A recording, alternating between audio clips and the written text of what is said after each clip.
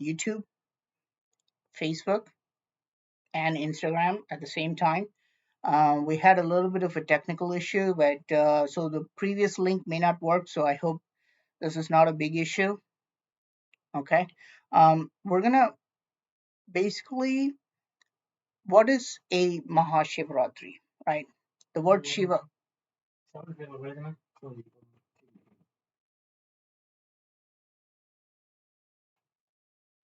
Is anybody testing this outside? So let's see if we can test it.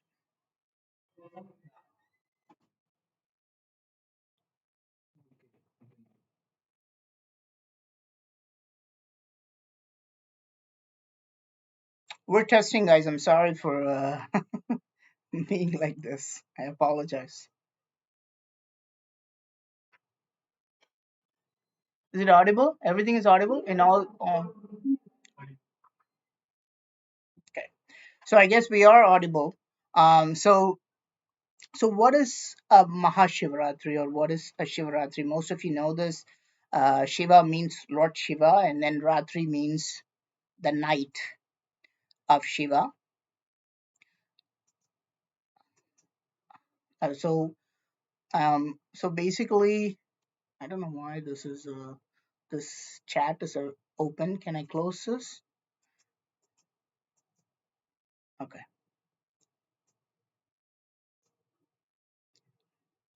Okay. All right. Do we Are we gonna be okay with everything? I don't want you to move around, and I don't want more messages. Are the windows the same? Okay. Fine. Sorry about this, guys. I think we're sharing a screen because my tech support is trying to figure things out. So, what is a Shivratri, right? So, Shivratri is basically the night of Lord Shiva. We actually have it every month, but once a year we have this Mahashivratri, right? So, what we're going to do is people in India actually celebrate this night as a uh, with more of festivities nowadays. They usually do dancing and singing and those kind of things. But what I wanted to do is to see if we can have um, an intellectual idea of what Shivratri is, right? So what are the secrets of Shiva, right? Lord Shiva is a very mysterious person. Um, he's quite different from the other gods in Hinduism. For example, the other gods in Hinduism, like Kartikeya, for example, right? We know that he was born to Lord Shiva, he was born to Goddess Parvati, and so on. So we know where this god comes from. But Shiva is a very mysterious person. He's a person whose origin remains shrouded in mystery. And for this reason, Shiva and Mahashivratri are quite mysterious because there are many secrets associated with Shiva, and there are also many secrets associated with Shivratri. Okay, so my idea is to say, um, while most of the people probably sleeping, and if you're the one who's watching it, um, I hope you can learn something from this, because what I've tried to do here is to put information that is completely new, like something that you've never seen or heard before. And I've put together some information about Shiva, and I hope most of this is new to you. Okay. So, for example, I want to see how are nagas or snakes or reptiles related to Shiva. So, at face value, it seems somewhat meaningless, right? So, you think, okay, so Shiva has a snake on him. But if you take a lingam, for example, what you see on the screen, the naga will always be on top of the lingam, right? And if you see in the dancing form of Shiva, if you see the dancing form of Shiva, you will see that the snake is always coming out of his hand.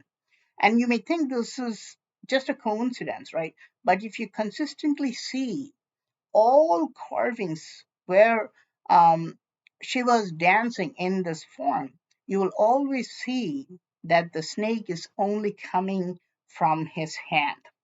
And again, if you see this form of Shiva, where Shiva is homeless, he is a beggar, the naga or snake is only always coming from his waist. And now I'm just showing you one ancient carving of this form of Shiva, by the way, but I will show you plenty of ancient carvings of Shiva in this session, and you will notice that the iconography is always the same. So Shiva is always shown this way. Now, and again, you can see more mysteries here. You can see a lingam that's made of emerald. This is called a Marakata lingam.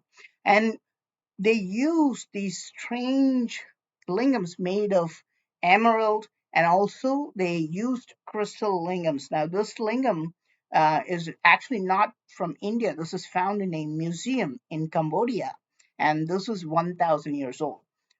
So you can see that they were using these kind of crystal lingams 1,000 years ago, not even in India. Of course, they used it in India, but they also used it in Cambodia. So, um, so we're going to talk about. So we want to talk about these kind of um, details about Lord Shiva.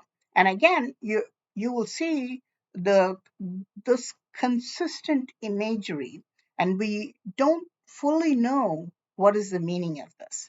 Okay, so now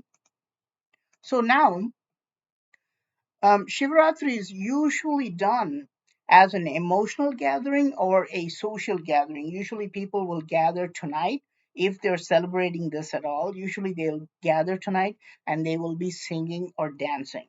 But I thought that we could also make it intellectual and spiritual. We're not going to be dancing or singing tonight, but we're going to dive deep into the secret texts and carvings of Shiva.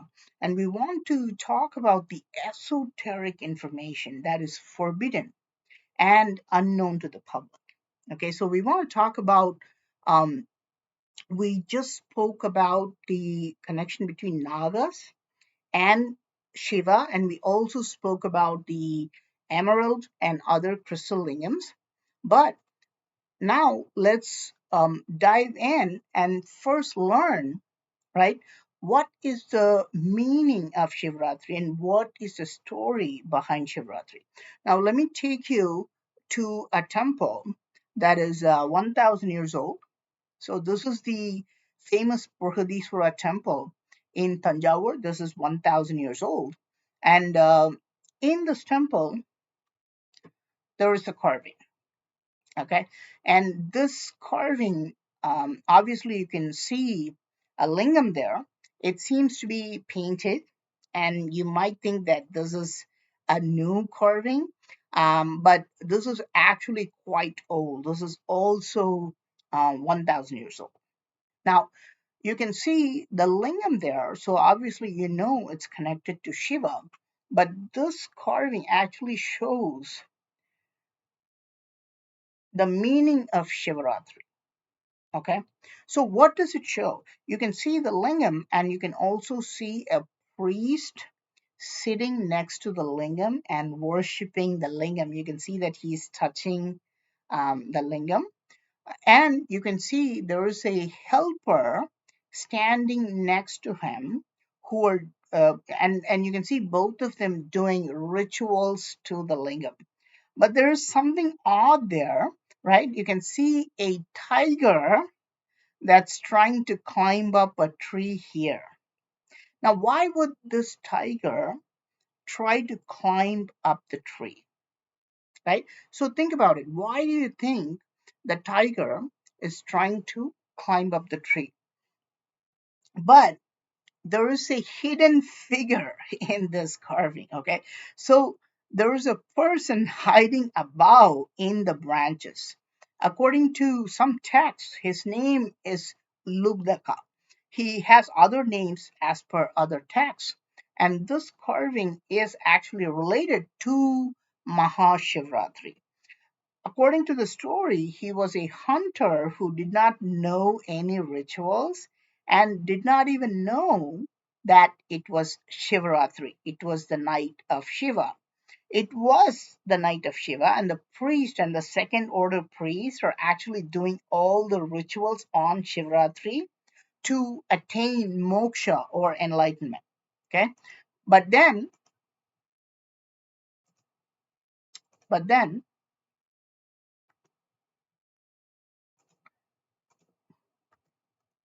but then, the hunter was trying to hunt a deer, and suddenly the hunter became the hunted. Right, a hungry tiger spotted the hunter and started to pursue him, right, because the tiger was hungry.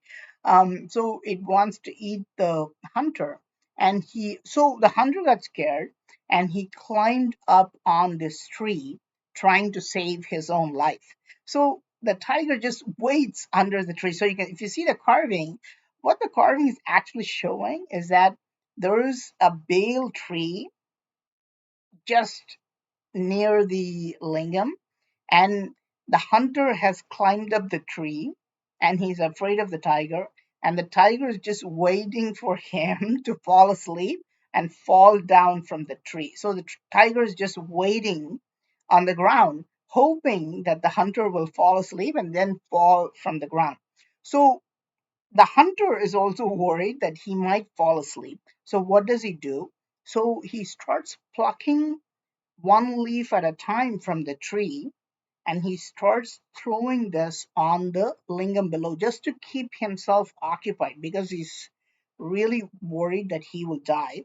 Now he's laser focused, so he starts plucking one leaf at a time because he has to keep himself awake all night. So he starts throwing the leaf, aiming at the lingam, right? So now, believe it or not, ancient texts actually say the bale tree is a very sacred tree. And this is the ritual that all people do on Mahashivratri. They actually collect 1,000 bay leaves and they put it one by one onto the lingam. Now, this is a ritual that people are supposed to do to attain enlightenment or salvation.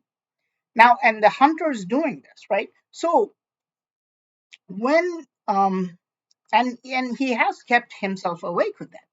So if you can see this picture, um, okay, there you go. Okay, so you can see that. So you can see that he has kept himself awake, right? So when the night ended, finally, when the sun came up, the tiger became the tiger gave up and said, "Okay, the hunter is not coming down," right? So the tiger leaves, and the hunter has managed to throw 1,000 bay leaves on the lingam. And to his surprise, when the sun came up, Lord Shiva also appeared in front of him. Now, why?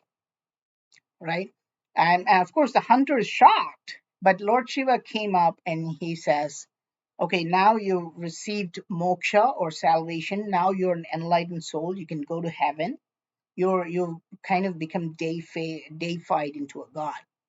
Um, of course, the hunter is shocked by this because he does not even know what is Shivratri. But you know who's more shocked by this? It is those two priests.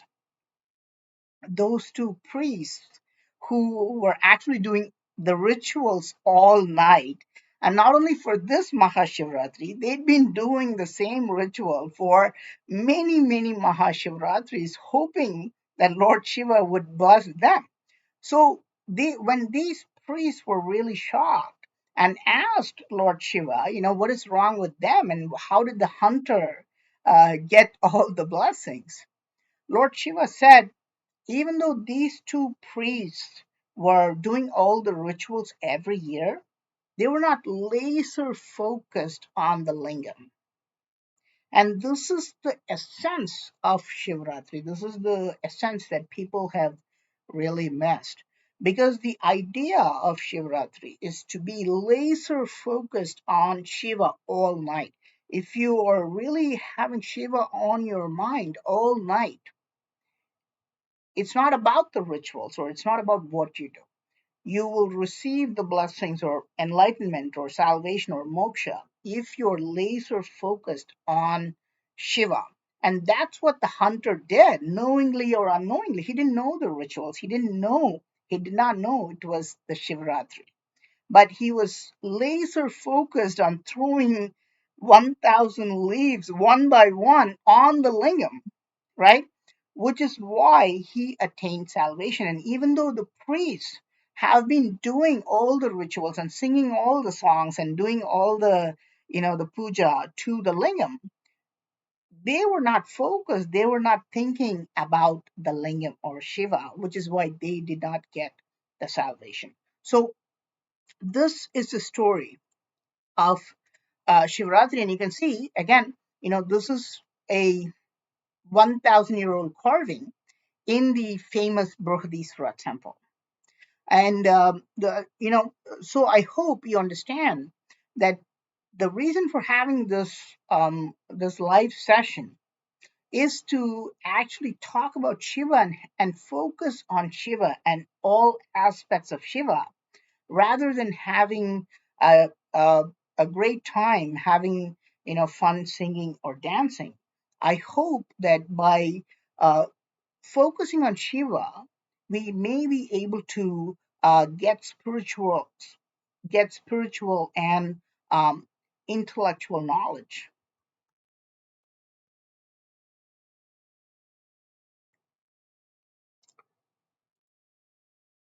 Now, now of course, now why is it called Shiva's night, right? Why is it called Shivaratri and not Shiva's day, for example, right? So, and you might wonder about that. Why is it called Shiva's night and not Shiva's day? It is celebrated at night to symbolize the darkness in your mind and your soul. We do have a lot of negativity, we do have a lot of hate, we do have a lot of prejudice, and we come flawed in our mind and soul when we come to the earth. So the idea of Shivratri, the Ratri, the night, actually symbolizes the darkness in your mind and your soul. And this laser light focus on Shiva is the light that can remove your ignorance and take you towards enlightenment. This is why we celebrate Shivratri and not Shiva's day. We celebrate Shiva's night because the night symbolizes the ignorance. And by using the light, the laser light focus, we remove that ignorance and we attain enlightenment. Now, you may be surprised by this, but Shivratri is not only celebrated in India, but it's actually celebrated in many countries. And of course, this is very interesting to know that it is celebrated in many other countries. Of course, it is celebrated in India. It's celebrated in a lot of places in India. People come and worship Shiva, mostly in the form of a lingam. But it's also celebrated in Pakistan, for example. It's celebrated in Karachi. Now, this is a temple called the Sri Ratneshwar Mahadev Temple, and this is in Karachi, Pakistan. And according to Wikipedia, there are 25,000 people celebrating Shivratri right now inside this temple. Um, I would like to see visuals of that, but I couldn't find any visuals of that, but I hope that's true. So you can see how even in Pakistan they're celebrating this Mahashivratri. And again, you can also see this. This one is the Pashupati Nath in Nepal, okay, where they celebrate Shivratri at a very grand scale. Of course, just like India, Nepal is also very predominantly Hindu, and they like to celebrate the Shivratri and Mahashivratri in a very grand way. So these are the visuals where they celebrate Shivratri from this temple. Okay. Okay. Now I've already told you Shiva is of a very mysterious origin. We do know the origins of most other gods, but Shiva tends to be very strange. We don't know where he comes from. For example, we don't know um, his parents. In the Hindu pantheon, we do know, the origin of most other gods, but Shiva does not seem to have a beginning. And this is what makes him really mysterious. Many texts claim that Shiva came from a planet called Shivaloka. And he is the one who truly transformed our planet and civilized the human beings. Now, there are Now think about it, right? Why is Lord Shiva worshipped as a lingam, right? How can a god, a particular god, be just associated with this aniconic shape with the cylinder and the base? How did Shiva get this symbol of lingam? Like how did that connection came to be? Nobody knows the real answer to this. We would like to wonder. Yeah, and if you look at many of the structures today, if you look at modern structures today, what you're seeing is not, they're not what you're seeing here is not two lingams. Okay, this is a nuclear power plant, and you'll be surprised that most of the nuclear power plants look like lingams.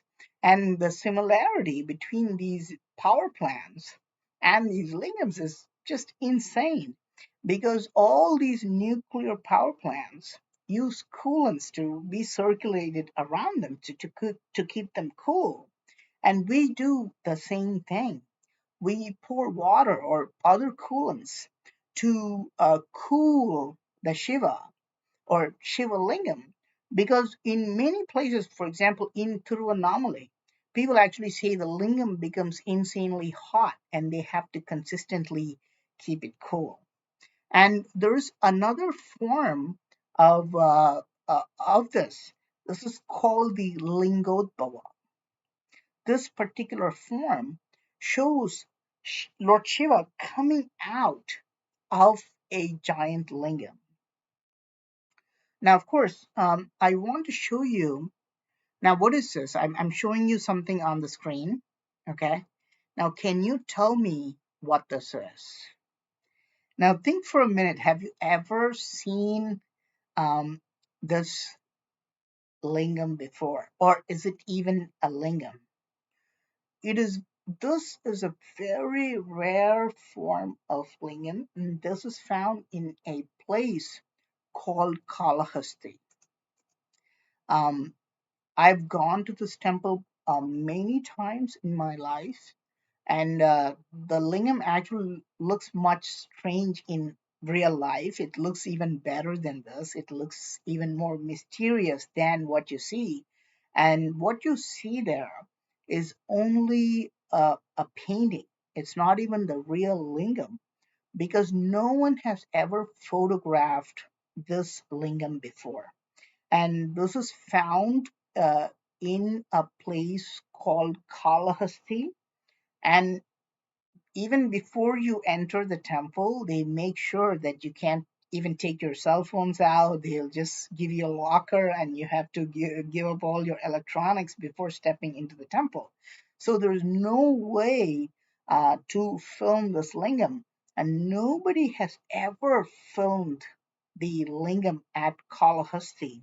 And the cylinder, you can see in the picture, it has a base, and you can see the cylinder. The cylinder is actually somewhat longer than what you see in the painting, and the cylinder has a lot of striations and steps, and you only get to see this lingam from a distance. You don't actually go into the main chamber because you can't see it real close up. You're looking at it maybe 20 feet from this lingam, but this lingam is very, very mysterious.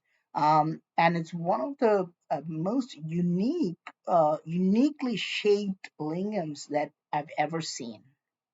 Um, now, um, let me show you this one here. Now let me show you this lingam. Now you can see. Now, what do you think about this lingam? Is this even a lingam, right? Or am I just making up something? Is it a lingam, or am I showing you some like waterfall or something? This is the ice lingam, and it's found at Amarnath, India. And this is a very sacred place.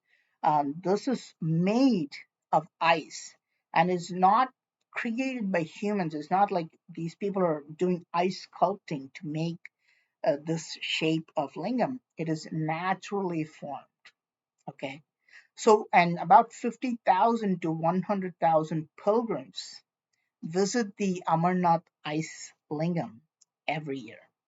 Again, you can see that, these are the Kalahasti lingam that you saw before, and you can see how strange it looks, and you can see this ice lingam in Amarnath. Both are really, really strange details. But let me show you another lingam, and let's see if you can tell me what this is. Well, what do you think of this lingam? Again, an extraordinarily uh, uh, unique design, which makes you wonder what it is, right? Because you can see the lingam shape, but you can also see the humanoid shape. Now, where is this lingam found? This lingam is actually found in a remote village called Gudimallam. And according to several historians, this is the oldest lingam in the world. Some people do disagree with this, but if you go to Gudimalam and if you talk to a few historians, they say that this is the oldest lingam in the world, and this is also the original form of the lingam. And you can see this strange depiction as though a man is coming out of a rocket ship, right? And of course, the humanoid form is Shiva, and the rocket-like shape is the lingam. So again, this is a very odd lingam. I've gone to this temple a few times. Um, there are several important um, oddities with this lingam. One is that the lingam is actually found underground. Um, this is not found at the ground level. This lingam is actually found a little bit underground. And then the locals also say that the stone is not granite, is not any other diorite or any other substance there. They don't think it's sandstone, but they claim that this stone fell from the heaven. They say this is a meteorite, and then they carved the lingam out of a meteorite. Of course, we can't confirm this because, again, we're not allowed to examine, we can't examine the material and do a close up analysis of these structures. But if you go to Gudimalam, they will tell you that this lingam is made of a meteorite, which is, again, a very interesting detail. So I hope you can see this one. Now, let me show you another lingam here. Now, this lingam, what about this one? Now, where do you even see the lingam? Okay, it's very strange because you only see a yoni or the base. And where's the lingam? Is this even a real photo? Yes, this is a real photo taken in a temple at a place called Gokarna. And in this lingam, the lingam is invisible. And that's the beauty of it. And what's the name of the lingam? And what does it mean if that the that the lingam is invisible, right? How can that be invisible? I'll tell you. Um, the name of this lingam is called Atma Lingam. Okay, so now the word Atma actually means soul, right? Have you ever seen a person's soul? You may have seen his hands and legs, maybe his face, but have you seen a person's soul? Um, it's invisible. And similarly, this lingam is also said to be invisible. Okay, so if you go to this temple, there is nothing there. You only see the base, and there is a hole that goes deep in the center. And the priest will allow you to put your hand inside the hole and search for the lingam. Okay, and most people do not even feel the lingam. A lot sometimes people try again and again. So what people I've seen this, some people actually stay there at Gokarna longer for many days, and they go in every day because you probably get just one chance a day to find this Atmalingam, and they go repeatedly until they find this invisible lingam, because you can put your hand and you literally have to try to find this lingam, and you may not find it, and it is said to be invisible. um, Again, you can, it's anybody's guess about what you think of it. Okay, so these kind of but again, you can see that this is also a very strange, odd shaped lingam, and it is an invisible lingam, right? So let me show you this lingam again here. Um, there's This lingam is found at the Udaygiri caves in Madhya Pradesh. Unfortunately, there are several Udaygiri caves in India. I think there's more than one. And there's also another Udaygiri cave in another state, which makes this confusing. But the Udaygiri caves are very, very old caves. I was researching these caves a few months ago, and in one of the caves, you can find this lingam, and I call this the Egyptian lingam. Um, and and you may be surprised about this. Why I call this the Egyptian lingam? Because it had a long beard attached at the chin. It's no longer there. If you see here, you don't see the beard attached to it, but um, both locals and some historians also think there used to be a long beard attached at the chin, just like the Egyptians. The Egyptian pharaohs often had fake beards. It's called pastiche. Um, these the Egyptian royal blood, and of course the god kings had this pastiche or fake beard to show that they're royal. And we can see the same detail in an ancient cave on Lord Shiva.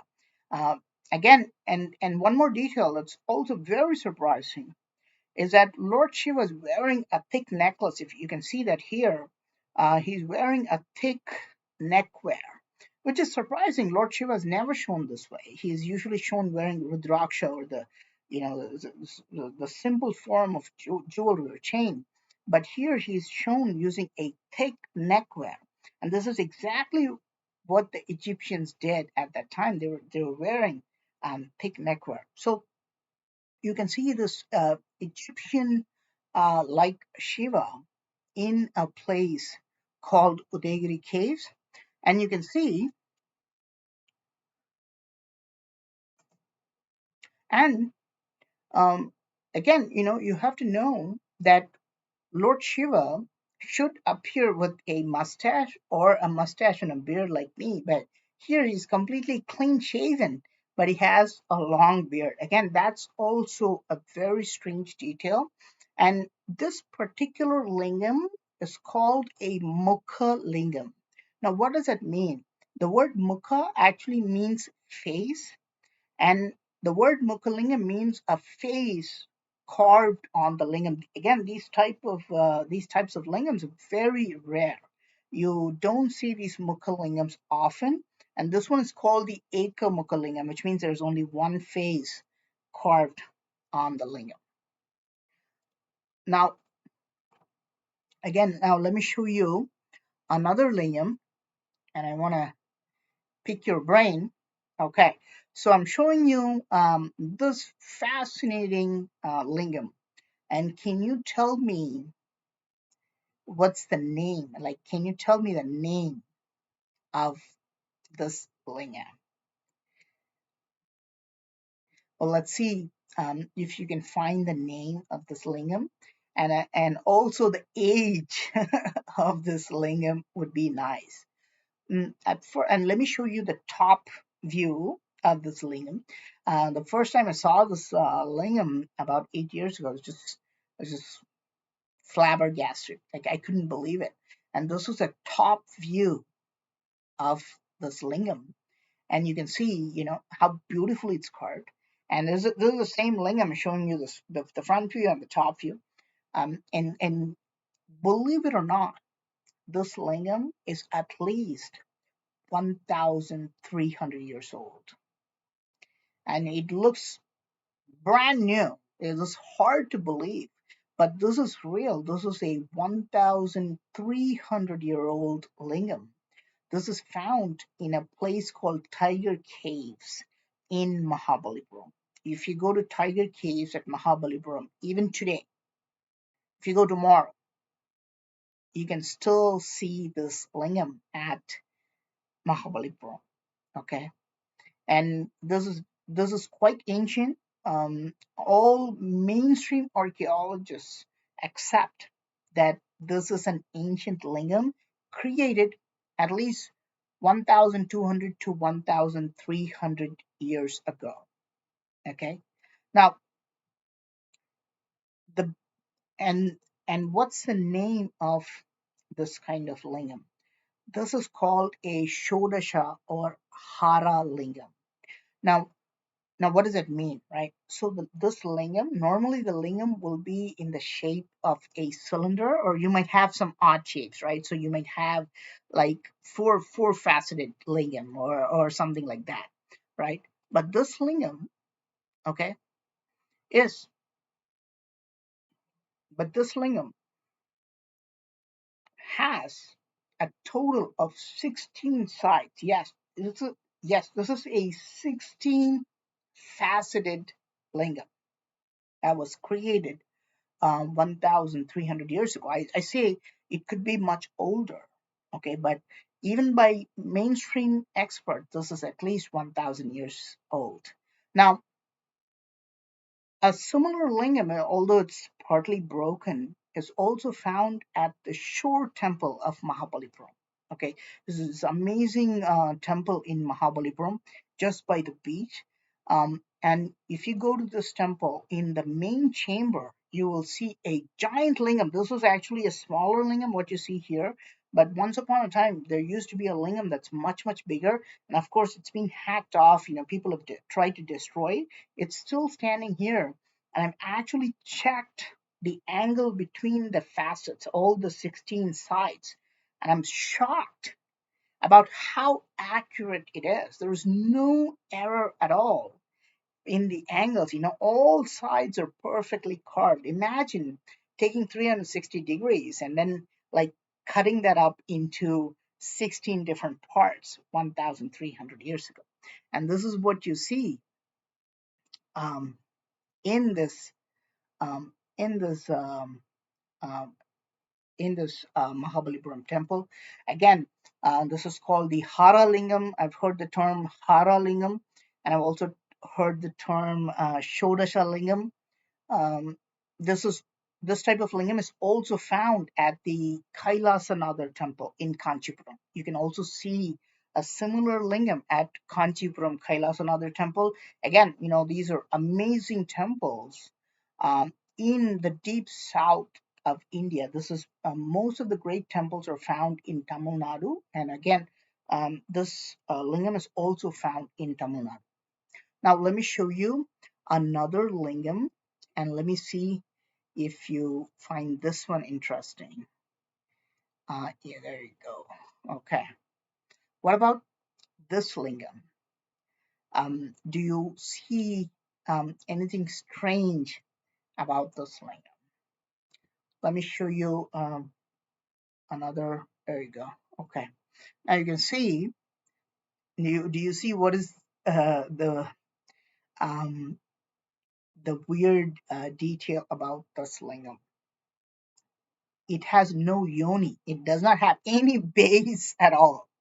Okay, it is planted right at the ground. Now, usually, if you see the lingams, all the lingams I showed you before, they had a base, and the cylinder is propped up on the base. But this one, and the base is called the yoni or the female part, and the cylinder is called the lingam or the male part. And in some temples, you can see the lingam without the yoni. Okay, and again, how old do you think this lingam is? Again, this lingam is also at least 1,200 or 1,300 years old. This is also found at Mahabalipuram. It's an amazing, Mahabalipuram is an amazing place. It's really ancient.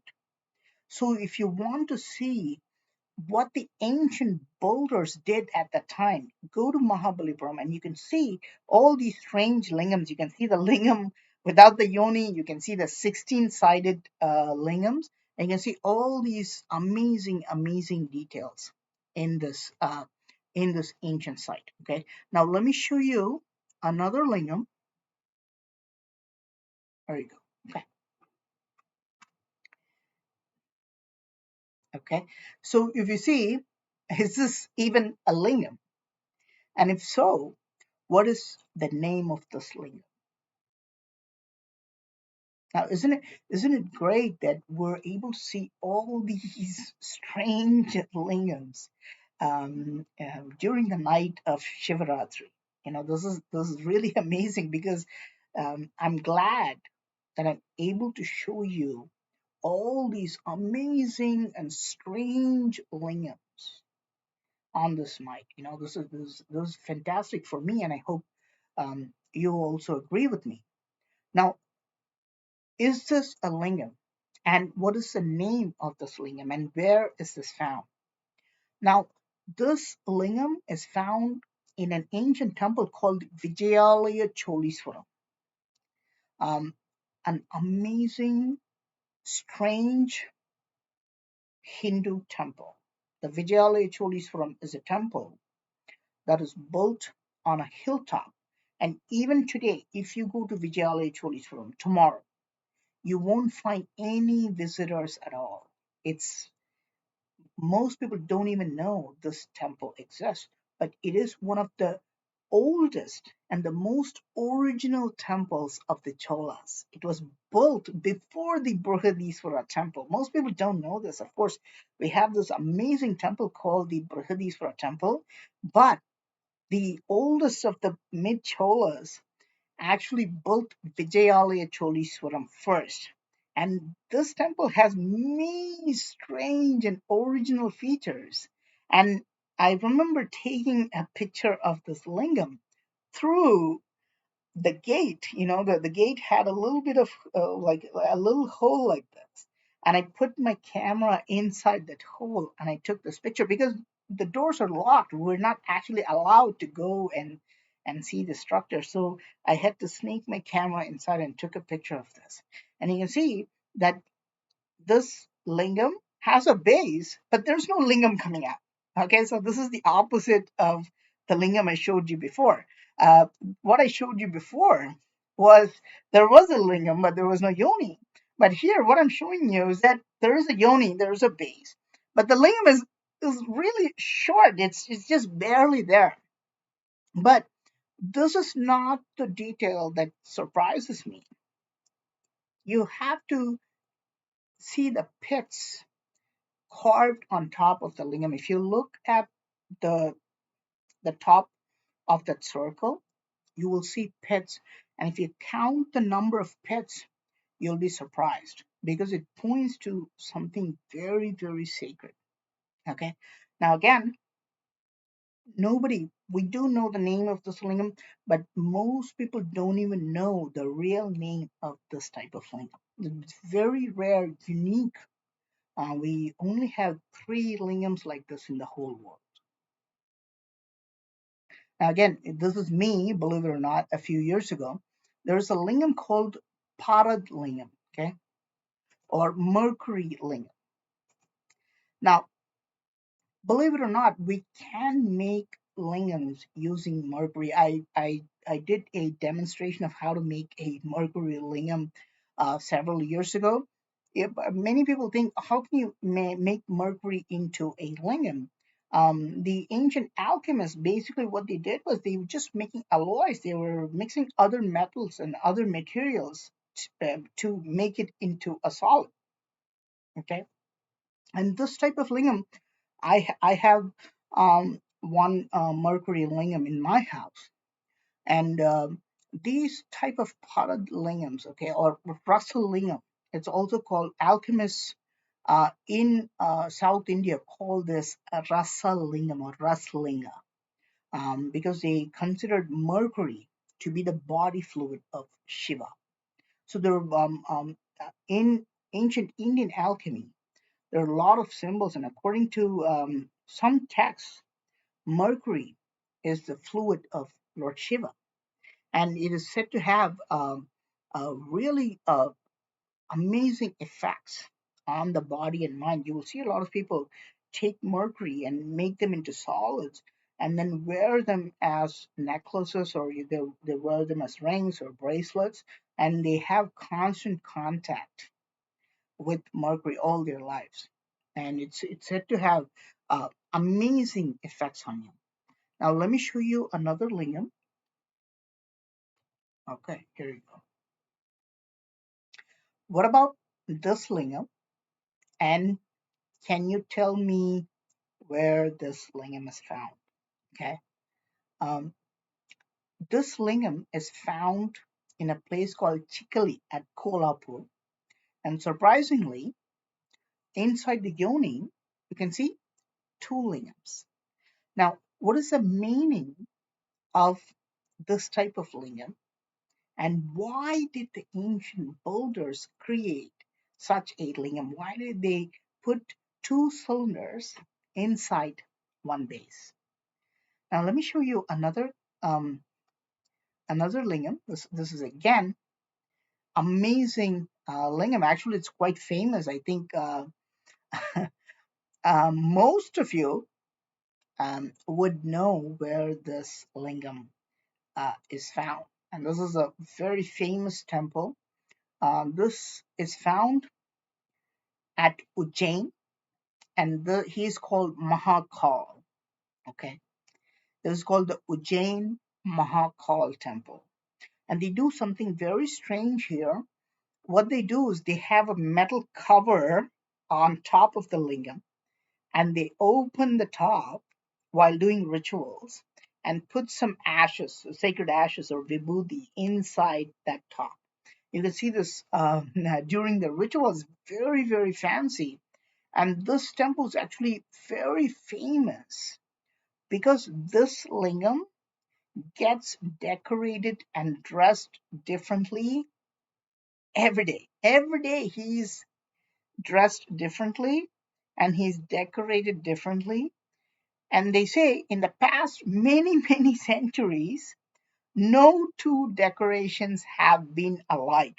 Now, I don't know how they'll confirm this and how they have that tradition of remembering how he was dressed 200 years ago, right?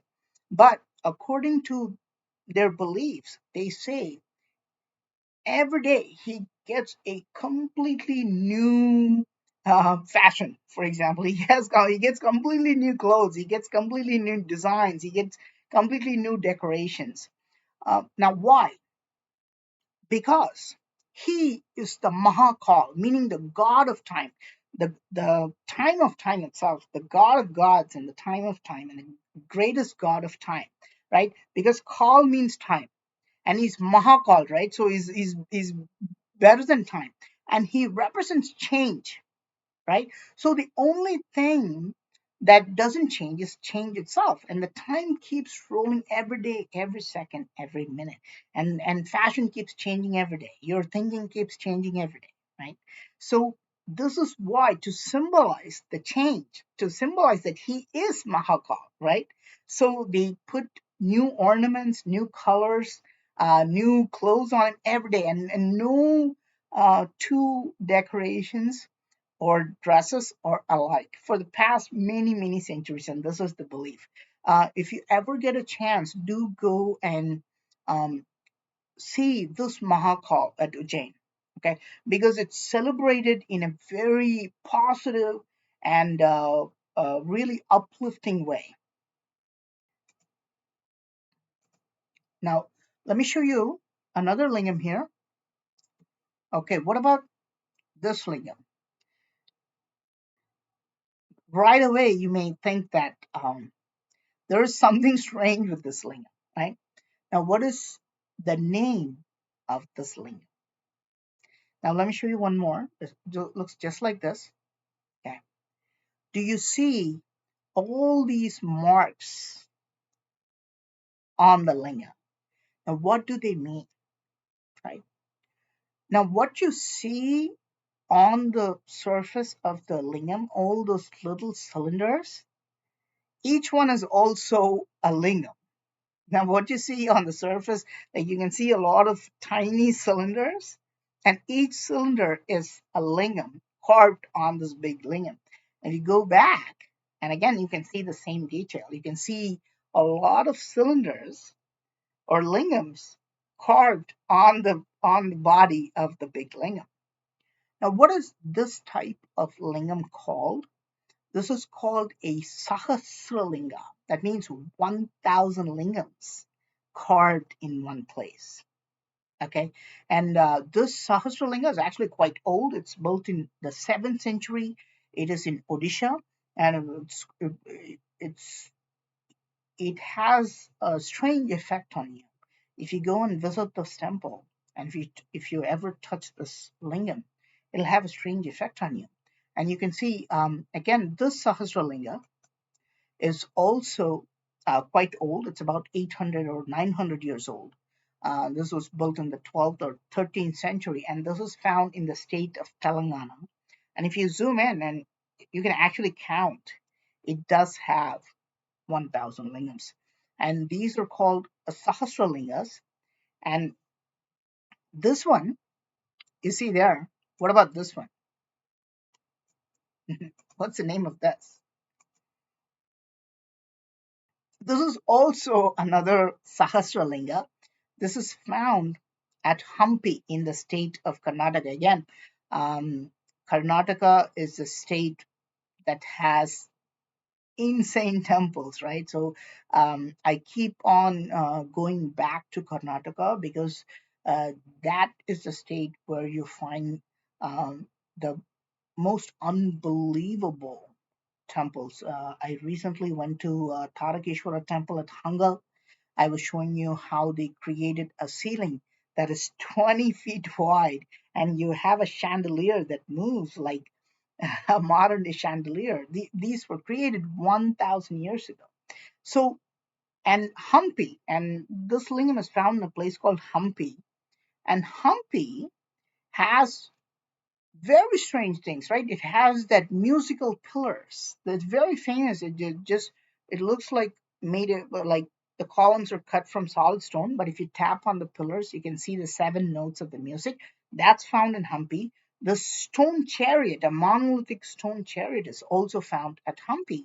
But Hampi has a lot of temples that most people don't even know about. And the Sahasralinga is also found at Hampi. Now, and this one is carved quite different from the others, right? They're not carved on the surface of one lingam. They are carved inside a giant square. Now, inside the giant square, there are many short little lingams, but at the center, there's one giant lingam, right? And there's some weird lingams in certain places. Now, it appears it has like a pathway to the main lingam, but if you look at the pathway in the middle, you can also see tiny little carvings. They look like lingams, but they're not coming out. Now, what is the meaning of this?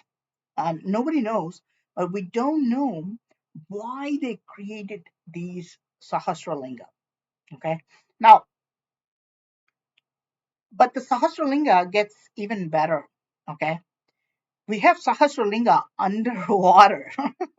Okay, so it's I mean, imagine the difficulty of creating 1,000 lingams, right? Just on hard granite 1,000 years ago. But imagine creating that underwater. Okay, so and that's what you see there. What you see there, this is Sahasralinga above water, and this is Sahasralinga underwater. And where is this found? Okay, where do you see the Sahasralinga 1,000 lingams underwater? This is not even in India. This is in Cambodia. This is in a place called Phnom Kulen. This is actually a remote location. It takes you a few hours to go from the main city. Most people land in Siem Reap. This is the main city of where Angkor Wat is located. But to go to this place, Phnom Kulen Mountain, you have to drive for a few hours, and then you have to climb up. And it has multiple levels. So you'll have these 1,000 lingams at like the mid level, but you also have to climb up a mountain, another mountain called Kabul Spian, and you can find more underwater lingams there. I'll show you here. There you go. That is that I shot this. This is all from my collection. I think I personally shot them. I was in Cambodia researching this a few years ago. I was the only one at the time when because this place is so remote. And you can see the Sahasralinga here is carved underwater. Okay. Now, even though today they call this mountain Phnom Kulen, 1,000 years ago, the original name of this mountain was called Mahendra Parvata. Okay, so Mahendra Parvata. Now, what does it mean, right? It actually means the mountain of Lord Shiva. Okay, so you can see that even many thousand miles away from India, you can see the influence of Shiva. There's a mountain named after Lord Shiva, and in the mountain underwater, you can see 1,000 lingams. And what were these lingams called at that time? They were called Sahasralinga. They were again called 1,000 lingams. And you can see the influence of Sanskrit in Cambodia even 1,000 years ago. There.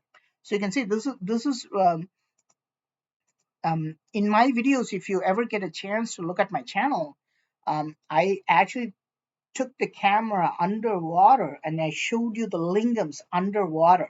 It's amazing to see these 1,000-year-old lingams along with the fish swimming by. You can see several types of fishes just swimming around this lingam. And I showed you this footage underwater of these 1,000 lingams in Cambodia. We also have um, underwater lingams in India. Now, this is in the state of Karnataka, in a place called Sirsi. Of course, I have been there. Nowadays, the water level is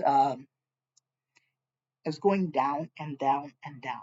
So even though you see that in this picture, you can see the lingams are almost, some of them are underwater, some of them are above water.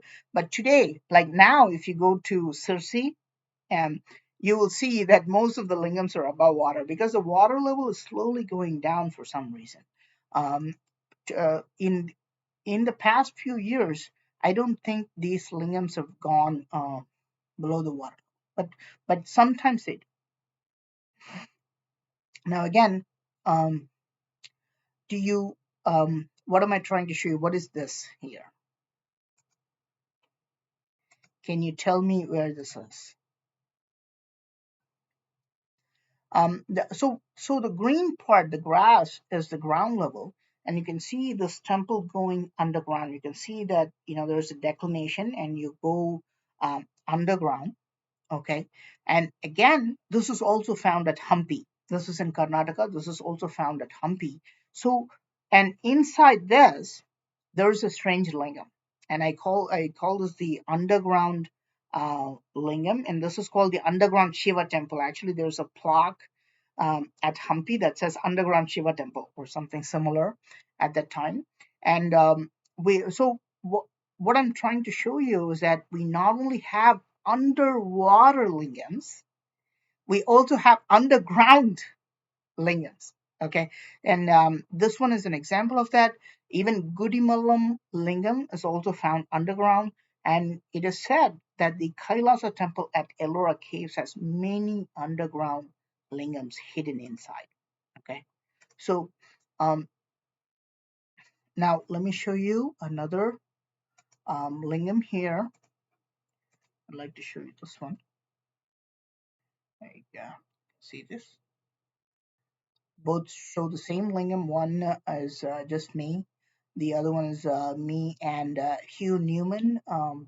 This is found in a temple called the Chatrumaleswaram temple, a unknown temple. Most people have never heard of this temple. It's quite isolated, and it's in a remote place. It's hard to reach, so nobody goes there. We were researching this temple a few months ago, and you can see this giant lingam in the dark main chamber.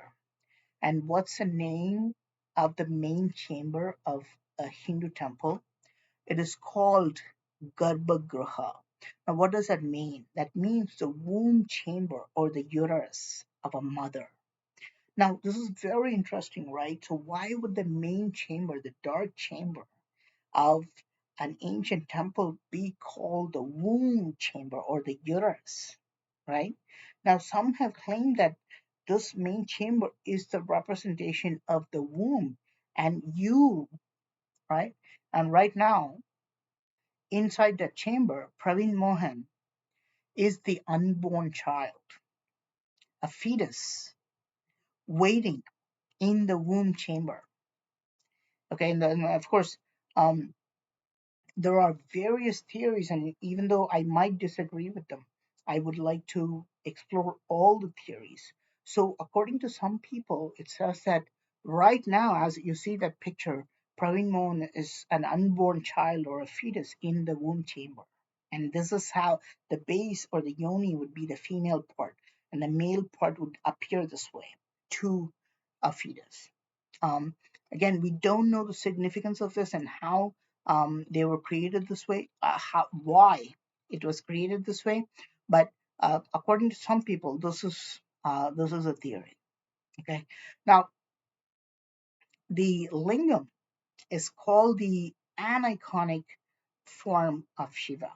Okay, meaning he does not show his original form or his iconic form. Shiva is also shown as an iconic form, like as Shiva himself. Okay,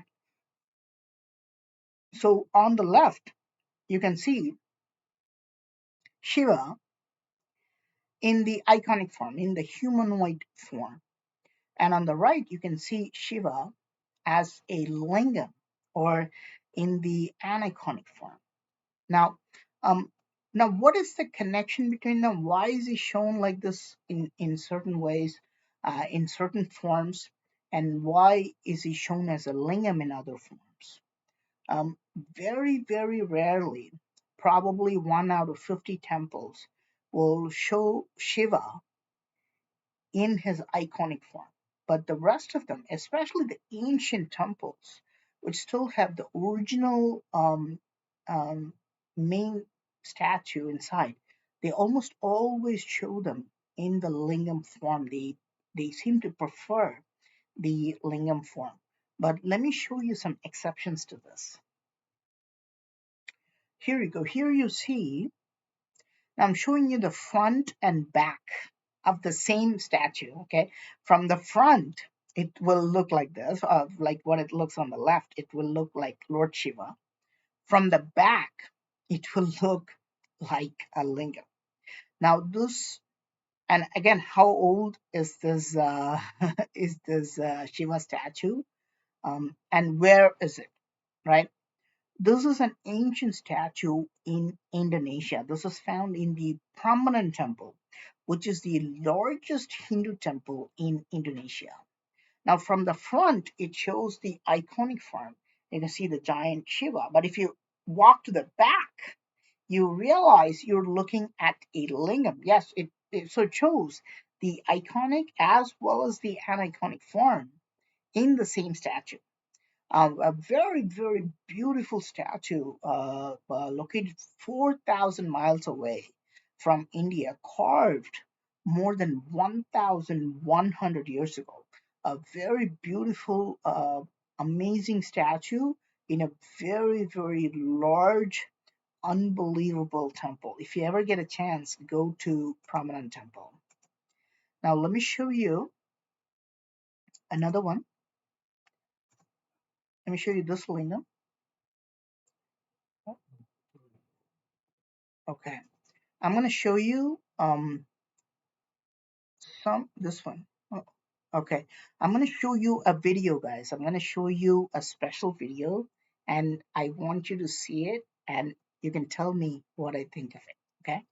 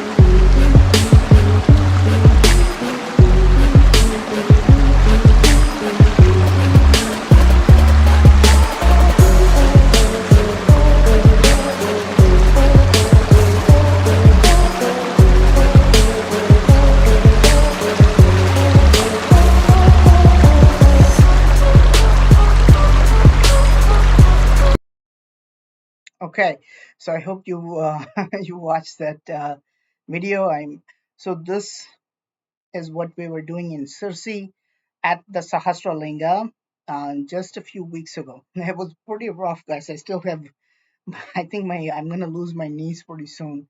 We were trying to research the lingams in the waters of Sirsi and the Sahasralinga or 1,000 lingas in India.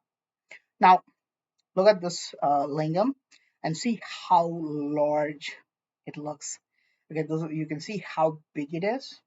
Okay, and let me show you. Let me see if I have a close up of this. I don't have this for some reason.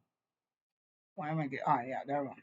Okay, so you can see um, this lingam is not in India. Okay, again, this is a very ancient lingam. but this is not in India. This is in Vietnam. Okay, and this was found in a place called Cat Tien. The place called Cat Tien National Park was very ancient lingam. Okay, how old is it? You'd be shocked because we're talking about 1,000-year-old lingams in Cambodia, and then 1,100-year-old lingam in prominent temple Indonesia. But archaeologists claim this lingam could be as old as 4th century. Okay, so this is the 21st century, right? So if it was really created in the 4th century, that is 1,700 years old.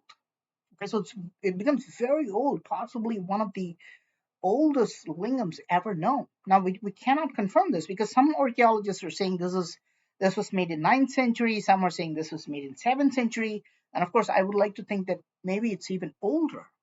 But you can see this is found in Vietnam. This is again found in a very remote place. Now, but the story gets even more strange, okay?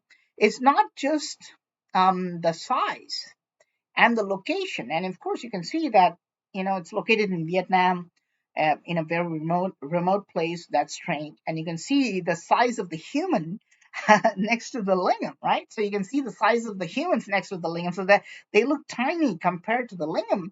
But those are not the real shocking parts. The real shocking part is that this lingam, the cylinder, is made of quartz, and it weighs 3.5 tons.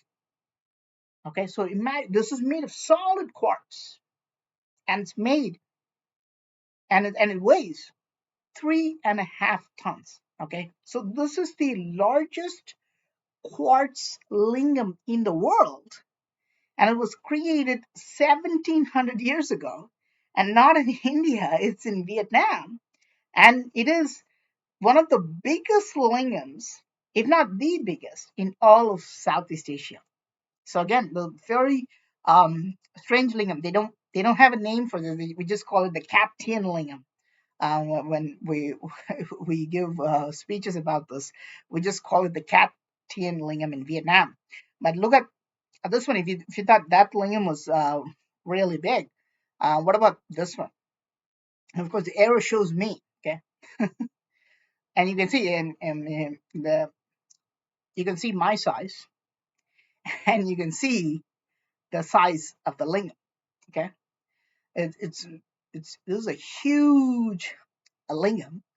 It's about 1,000 years old, or between 800 to 1,000 years old. And you can see the size of me. I'm the one who's holding that camera. Um, People have tried to destroy this lingam. This is why you can see that it's gone through a lot of uh, attempts of destruction, but it's so big they couldn't destroy it. And I hope it never gets destroyed, and I hope we can restore it. Um, and this lingam is found in the jungles. It's found in a remote place, in the jungles next to a pyramid, a Hindu pyramid called Kokar. Okay, so today you have to just take your car, and we have the dirt roads. I remember driving in the dirt road and finding this amazing lingam. Um, and even though they call it Kokar today, and it's now a jungle, the original name of this place is Lingapura, the city of lingams. Again, you can see that thousands of miles away from India, you can see the domination of the lingams. Okay, so you can see this kind of amazing, um, strange lingams. I'm going to show you one more lingam, and you have to guess where you see this lingam. Okay, what about this one? Take a good look and tell me um, where this lingam is found. And what you can do if you want to take a guess, you can look at the background, right? You not only have to look at the lingam, you can see what's behind the lingam, and you maybe you can guess, the name of this place. This lingam is found in Ireland. Yes, it's in Europe, okay? And it's also quite ancient. Of course, Hindus call it the lingam, but the locals there call it something else, okay? So but you can see the similarity amongst ancient builders, how they worshipped lingams around the world, okay? Of course, the point of me showing this is um, is to say that once upon a time, these kind of shapes, the lingam worship, was not only just limited to India or just Southeast Asia. This existed around the world, right? So, and again, I want to show you these are static lingams. I've shown you some amazing lingams. I hope you you at least you found some intriguing lingams. But there's also yet another type of lingam that I would like to show you, and I want to show you the rotating temples, rotating lingams. So let me show you. So so here we can see the rotating lingams, and we notice that the bases are stable, but the lingam is rotatable. Now, why did they design them like that, right? What is the purpose of such a design? So you can see that they're rotating. Now, the bases seem to be quite rotatable there. Again, they're all said to be ancient lingams. So think about it, right? So why would they make these rotatable lingams? Okay, you should let me know why they would make such lingams during ancient times. Okay, now I want to show you this lingam. There you go. Yeah, you can see this lingam. This is considered one of the largest lingams in India. This is a very large lingam at Brihadiswara temple. This is very ancient. It's 1,000 years old. It is so large, you can see the size of the priest and you can see the size of the lingam. And it is so large that sometimes when you have to do rituals, you have to take a ladder and you have to step up there and then you have to do rituals, okay? Because it's that big, okay? All right, so here you can see another lingam. Let me see if you can guess where this lingam is, okay?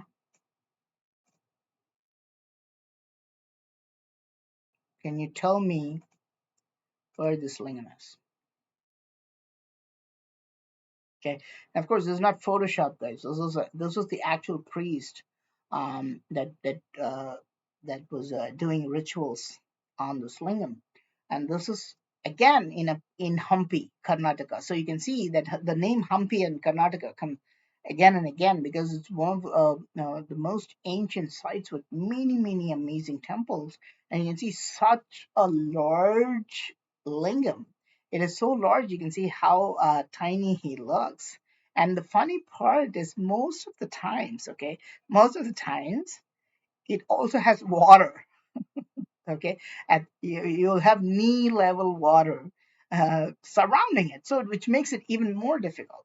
But this is called the Badavi Lingam. The temple is called Badavi, and it's located in Hampi, Karnataka. And this is a huge lingam um, that is said to have special powers. Okay, let me show you one lingam, and I've shown you um, all these great artistic lingams, right? To create a lingam like this, the sculptors have to do an amazing job. But let me show you this lingam here, and this one, what you see there, that arch, that big stone, is the lingam. And can you tell me the name of this lingam? And can you tell me the location of this lingam? Okay, let's see if you can find it. You can tell me in the comments, guys. Okay, so the the name of this lingam or Shiva is called Bhuteshwarnath. Okay, the name he's considered a form of Bhuta. Now, this lingam is a natural lingam, as you can see, and this is why I was comparing this with the previous lingams because to make those kind of giant lingams, you need a lot of artistic work. But lingams like this, these are called Swayambhu lingams because that means nobody worked on them. These lingams were created on their own. These are considered the where Shiva arose on his own. Okay, and this lingam is called the Bhuteshwarnath and is located in a state called Chhattisgarh. Okay, now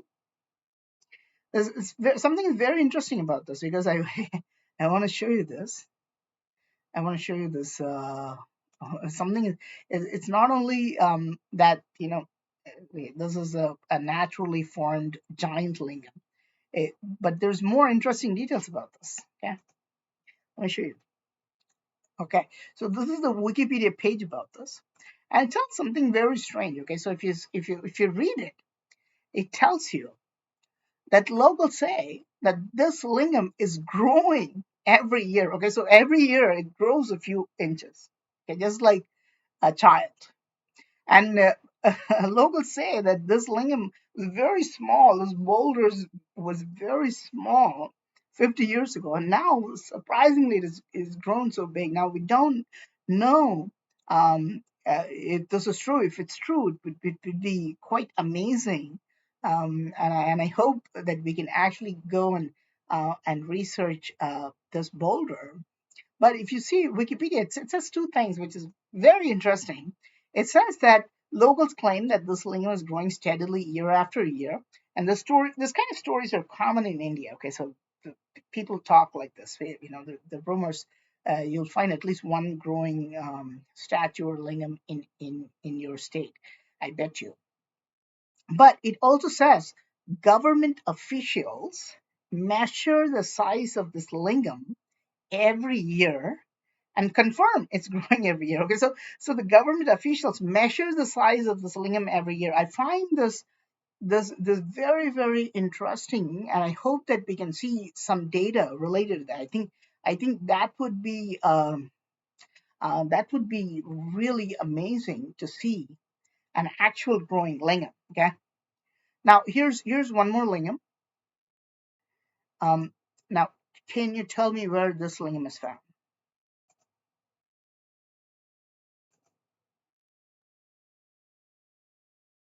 And you can see the size of the human being. Okay, so you can see how big it is. This lingam is found in a place called Bhojpur. This is in Madhya Pradesh. Okay, and you think this is a normal sized lingam until you see that little human being there. So these kind of large, amazing lingams are found around the world, really. Which is why these lingams have become a source of mystery. Why did people have such a craze, right? And still have, right? Still are so fascinated by this shape. What about this? What is about this particular shape, the cylinder mounted on a base, that makes it so interesting? And of course, if you're in the Western world or Arab world, or if you're watching this from some other place like Africa, you may not understand this. But once you actually go and touch and feel a real lingam, it's not something that you can explain. There seems to be some connection because during my travels, I take all sorts of people. I take Christians who've never seen a lingam before, Westerners definitely. You can see I took people like Hugh Newman. I have taken atheists who don't believe in God, and but when they touch the lingam, everybody goes crazy about this. Everybody has that strange sensation um, when they see the lingam, an ancient lingam especially, and when they touch and feel the lingam. There seems to be something mystical and mysterious about these lingams. And I hope that, I've shown you um, some of the most strange lingams. Okay. Now, in front of the lingam, um, usually you will see a Nandi or a bull. This is typically what you will see in ancient Hindu temples. Okay, so typically you will see a statue of a Nandi or the bull. So I just showed you a very large lingam there, and you will see most of the times in front of these lingams, you will see Nandis or bulls standing or sometimes sitting in front of them.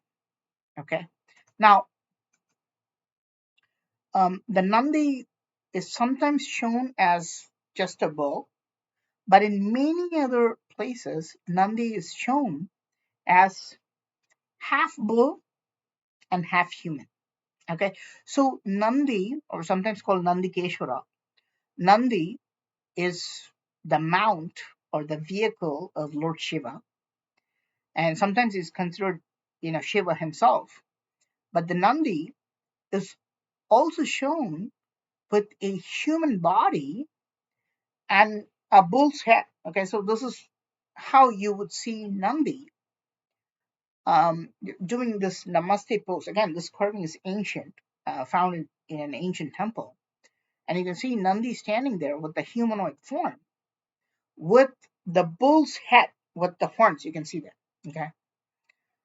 Now, I find something quite interesting here. The Western world also has such a deity. Okay. Now they call him Moloch.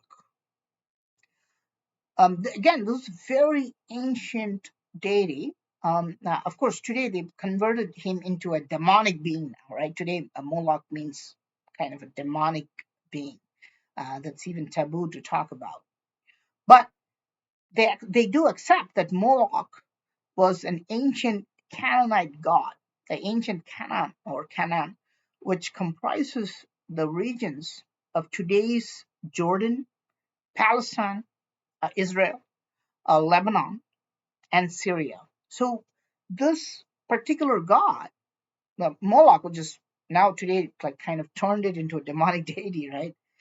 But you can see that it resembles Nandi. So the question is, were they actually worshipping Nandi in those regions during ancient times? Were they actually worshipping um, the Mount of Shiva in these places? And eventually, in the last 2,000 years or so, 2,000 years or 1,000 years, slowly they converted that to being like, okay, so we're not going to worship this deity, so let's convert him into a demonic deity, you know.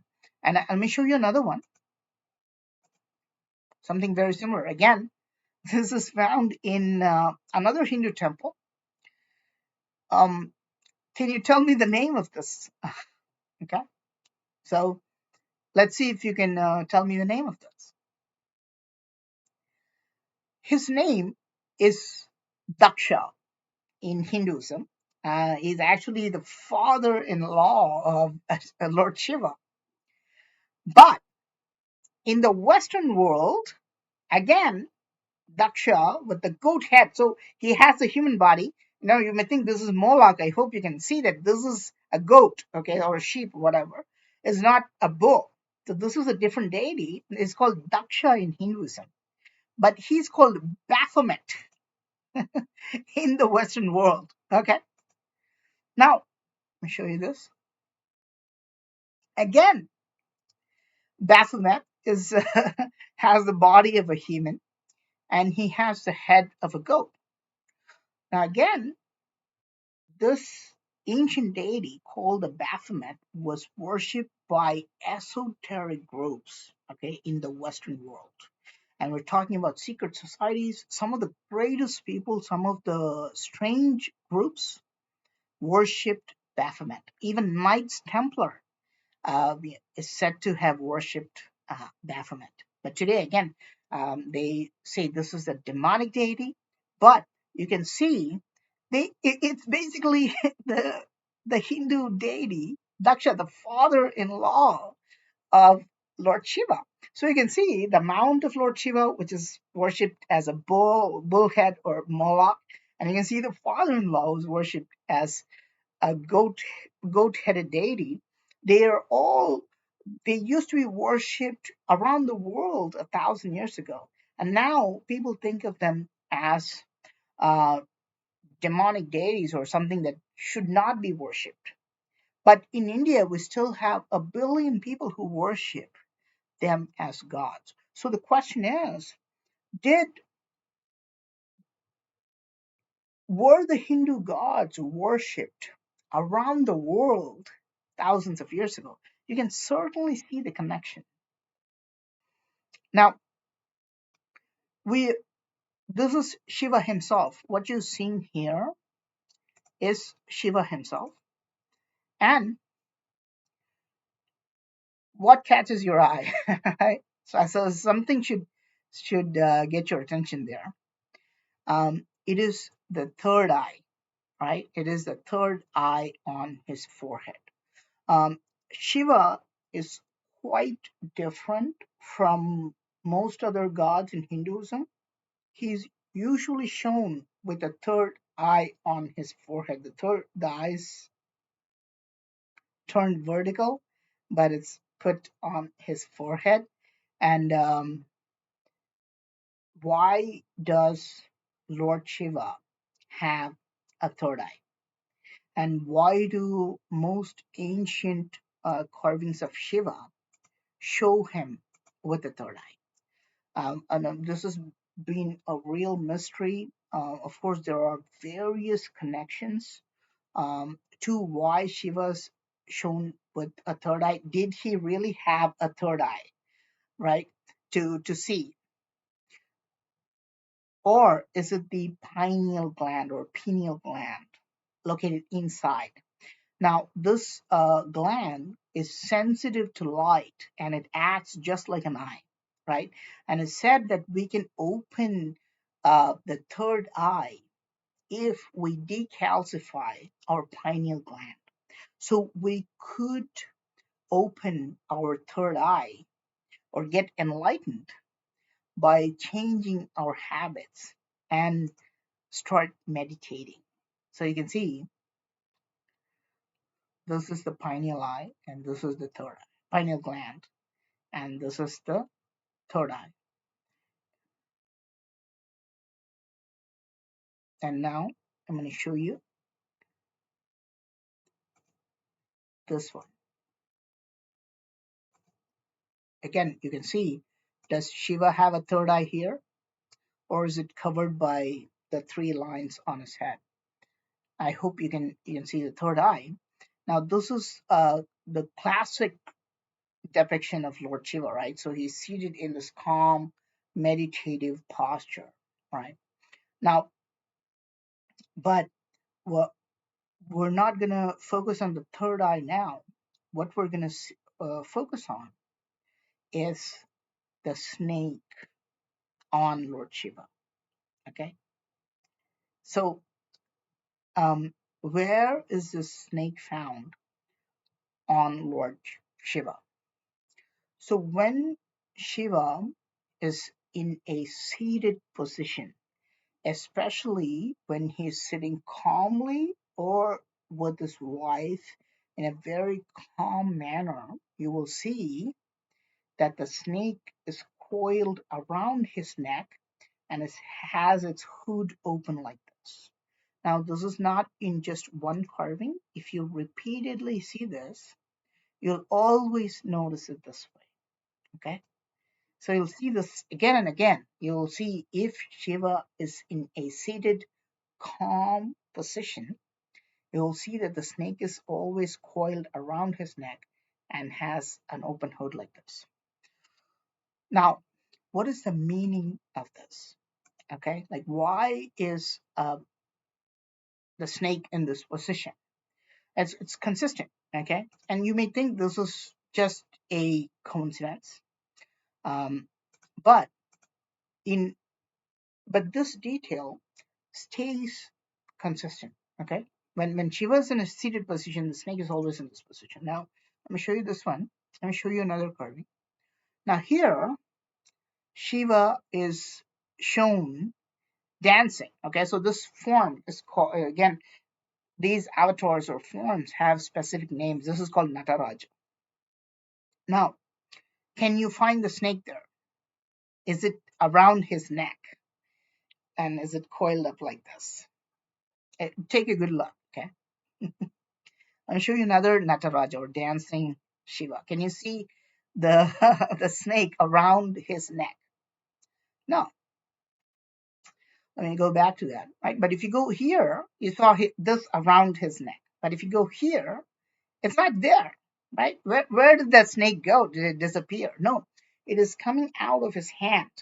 Okay, his right hand. To us, this will be on the left side.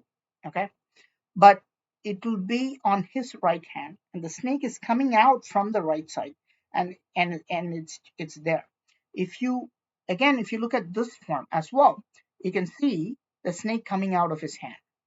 If you see this form as well, you can see the snake coming out of his hand. If you see this form as well, this is very old statue, guys. This is guess where this statue is found, by the way. And we're going off topic, but you can see the snake coming out of his neck. I hope you can see that it's again coming from his hand. But guess where this statue, Nataraja statue, is from? Very ancient. It's considered one of the oldest statues of Nataraja from Chola period, and it's found in the British Museum. So it's found in the British Museum. So you can see this detail quite consistently. And all of them, all these statues, again, don't think these are modern statues that I'm picking. I'm not cherry picking them. These are actually statues from Chola dynasty, at least 800 years old or older. Okay, so you can also always see that the snake or the naga is slithering out from our left side and to our his right hand. Now, what is the meaning of this? Why is the naga coiled around his neck when he's sitting? And why is it coming out of his hand when he's dancing? And you may think, well, maybe it's a coincidence, right? Even after, maybe you think it's still a coincidence, even after I showed you so many statues. But let me show you another avatar of Shiva, because I want to show you the connection between Naga or the cobra. In this case, Nagas usually means reptiles, but I want to show you the connection between Naga or the connection between Cobra and Lord Shiva and what it actually means. Now, this is a new one, by the way. This is found at CERN.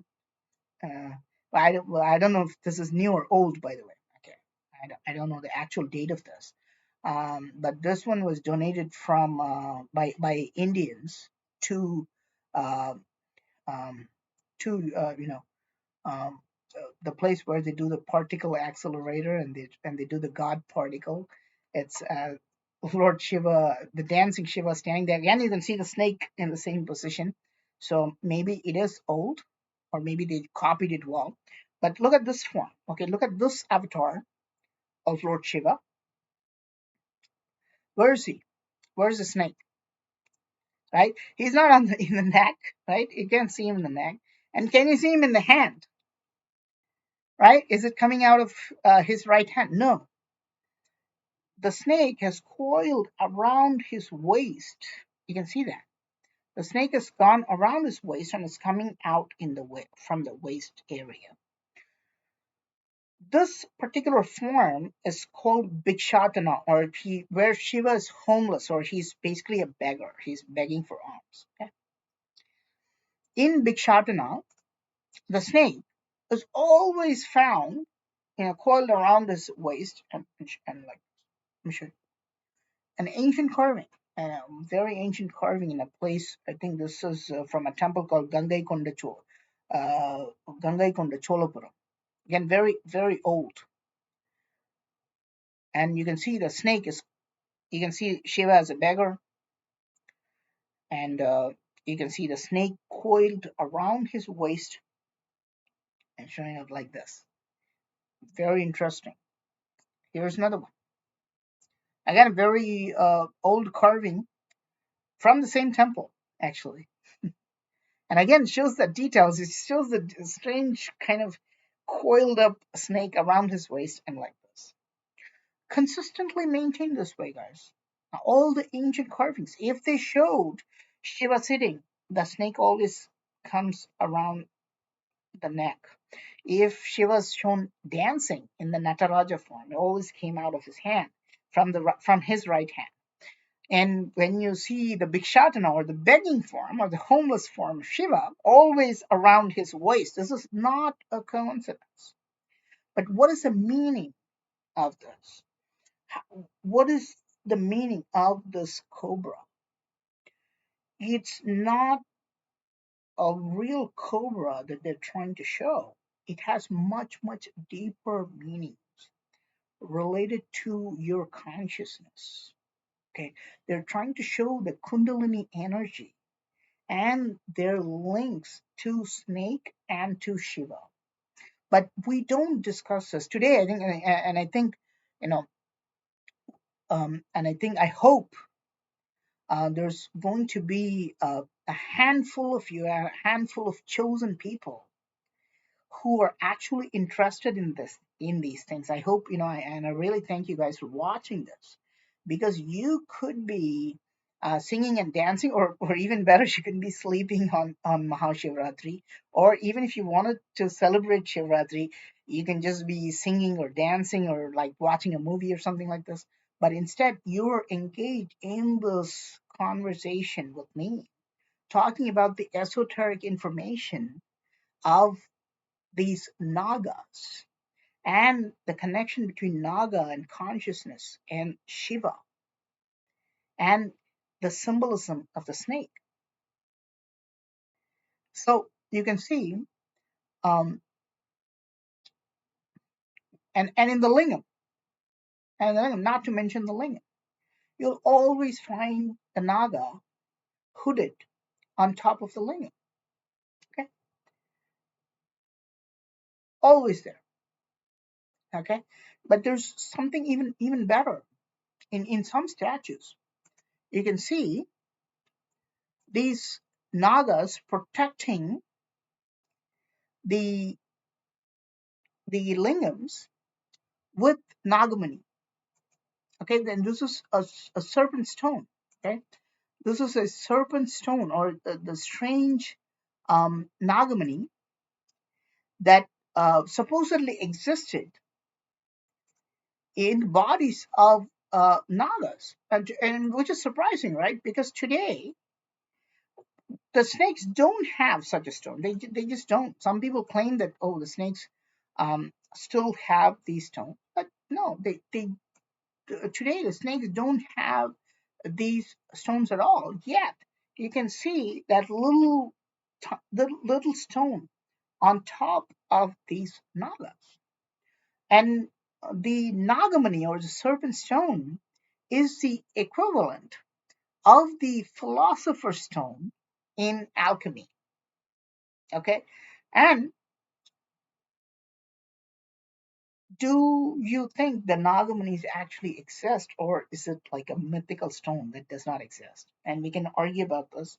And of course, the classic idea of philosopher's stone, right? So a stone that can that can make you live forever, that can convert any base metal to gold. Did the philosopher's stone actually exist once upon a time, or was it just an imaginary thing? Nagamani is also something similar. But if you go to a temple at Rameshwaram, okay, this is almost at the southern tip of India. If you go to a place called Rameshwaram, there is an ancient temple there, and there are lingams there. And on top of one lingam, they have Nagamani. At least they claim that they have a Nagamani, which is a very shiny stone. It's dazzling. Okay, and on top of this lingam at Rameshwaram temple, they have a naga and then a stone. And they say this is the original Nagamani. Of course, well, there's no way to confirm this. I mean, I wish they they would let me examine this.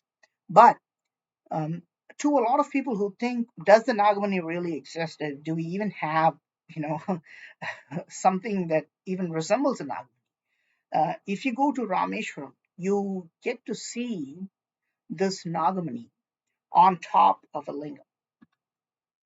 And they also claim that it's an Nagamani from ancient times, by the way. Now, I've shown you the connection. I've shown you strange lingams, and I've also shown you the connection between Naga and Shiva. But I want to show you some very, very strange carvings of Lord Shiva in the iconic form.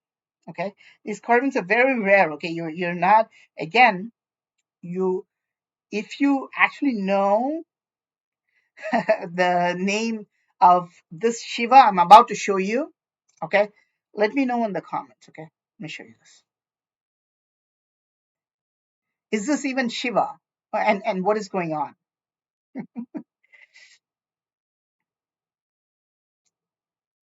Think about it. Like, what is going on? Is this Shiva or is it somebody else? Right? Of course, you're going to think, oh no, this is Lord Vishnu on the left, and on the right there's a demon, right? Because you can see the chakra splitting the head open, right? Because Vishnu is the one who has the chakra. It's not Shiva, right? Vishnu is the one who has the chakra. But no, this is the Lord Shiva. He is using the chakra. Okay, for a change, I think. Most people don't know that Lord Shiva had a chakra, and he used it against a demon called Jalandhara.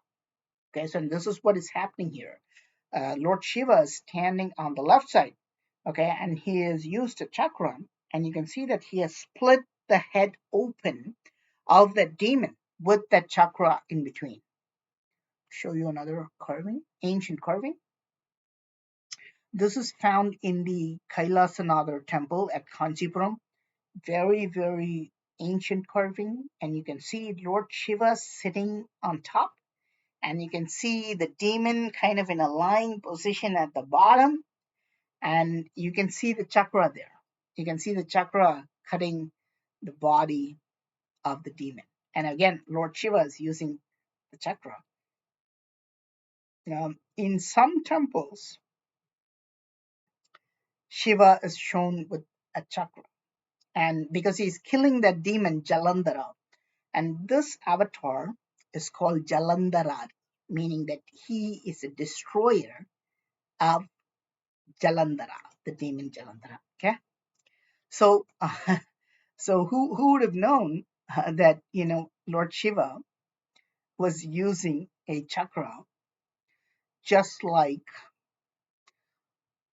Lord Vishnu? Now let me show you here another photo, another carving there. There you go. Now you can see on the top there's Lord Shiva. Again, this carving is also found in the Kailasanatha temple at Kanchipuram. Very, very ancient temple. It has some of the most original and the most amazing carvings. It looks similar to the Kailasa temple at Ellora Caves, by the way. So here you can see Lord Shiva chopping the head of somebody, right? So he's plucked out the head and he's holding the head like this. You can see this. Now, whose head is he chopping off, right? Whose head is he removing? And what kind of demon is being destroyed by Shiva? Now, surprisingly, the person who's getting attacked is not a demon. Okay, it is the god of creation. Okay, so this is Lord Brahma, the god of creation. Okay, so according to ancient texts, Lord Brahma originally had 5 heads. Okay, so in most of the statues, you will see Lord Brahma with 4 heads.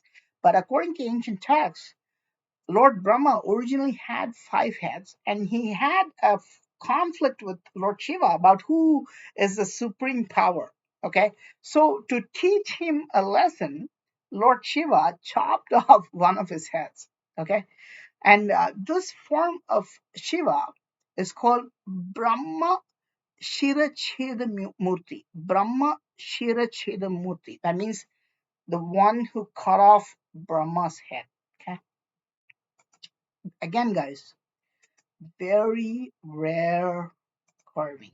Okay, very, very, very, very rare carving. You would not see this form of Shiva anywhere. Now let me show you this one. Let me show you another carving. Yeah, you're thinking I'm showing you the same carving I showed you before, like in the beginning. You remember the Shivratri story, how the Shivratri began. This carving is found right next to that one. This was also found in the Brihadiswara temple.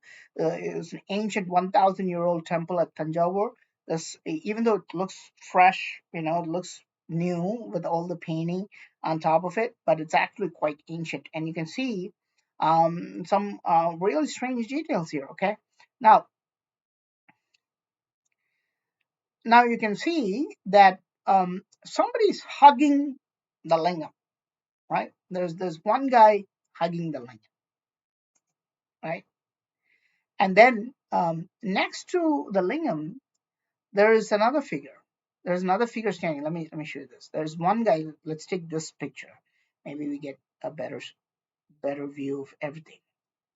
So on the left, you can see one guy hugging the lingam, right? On the right corner, you can see another figure. Okay, but out of the lingam, you can see Lord Shiva coming out. Okay, now what is the story behind this? The the lingam hugger, the guy who's hugging the lingam is called, his name is Markandeya, and he was destined to end his earthly life on his 16th birthday. So when the god of death, Yama, appeared to take him away, he was basically, going to finish him off. Markandeya hugged the lingam very tightly. But Yama's on a tight schedule, right? So he has so many lives to take. He's not going to wait for anybody. So he threw his noose on both of them, right? So he threw his noose, and in the noose, not only was Markandeya, caught, he also caught the lingam.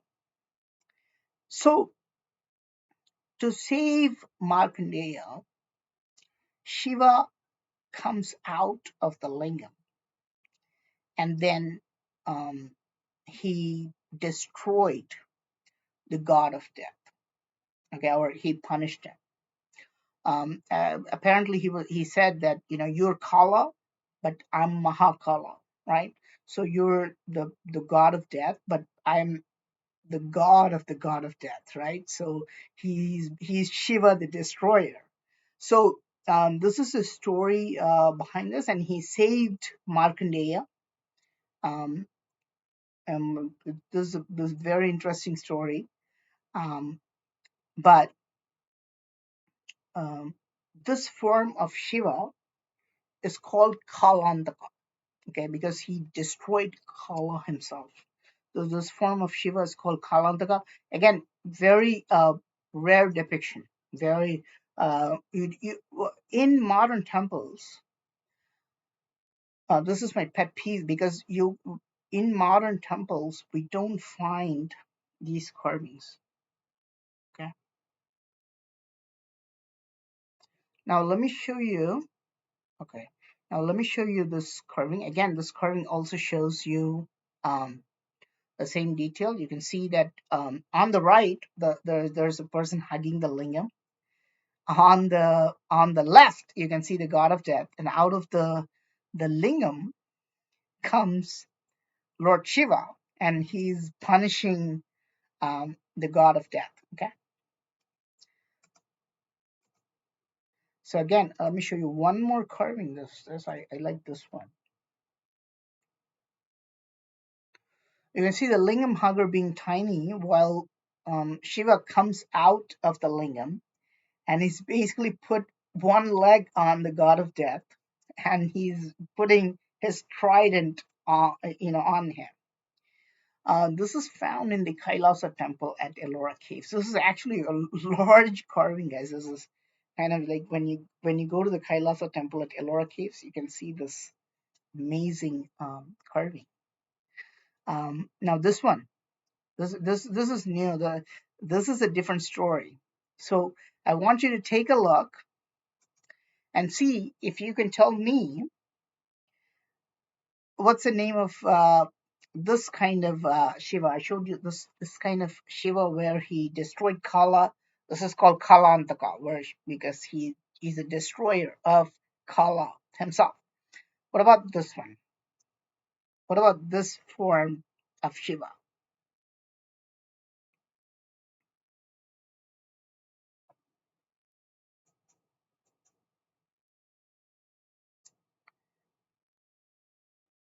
So, and you may be surprised, right? Because Shiva usually fights the big demons, right? So Shiva is usually going to, destroy the big demons. But here, Shiva seems to be fighting a little guy, right? He has a very, he has the little guy is almost fitting on his trident. He's just like a little tiny little thing on the trident.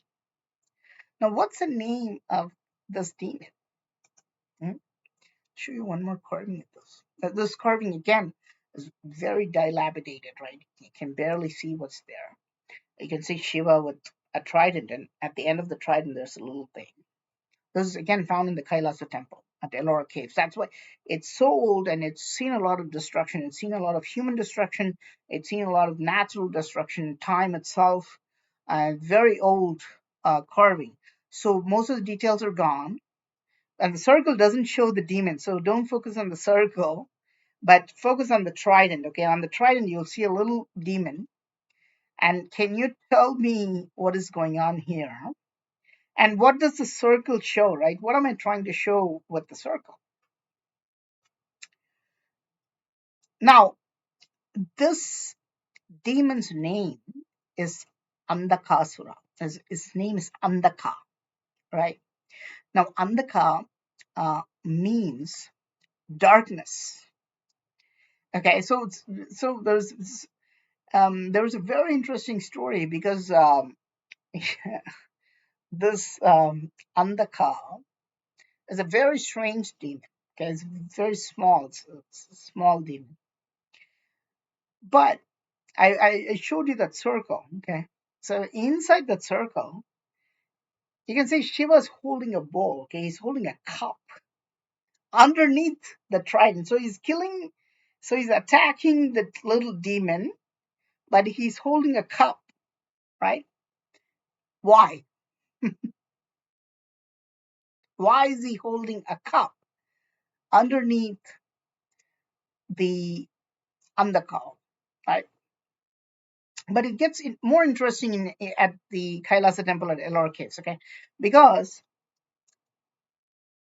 here Shiva is destroying that little demon Andaka, but there's another woman, okay? There's called Matrika, actually.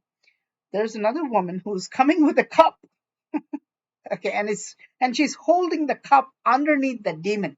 Now, why is that, right? This is a very, very interesting detail in ancient times. And can you tell me why you always see a cup underneath this demon?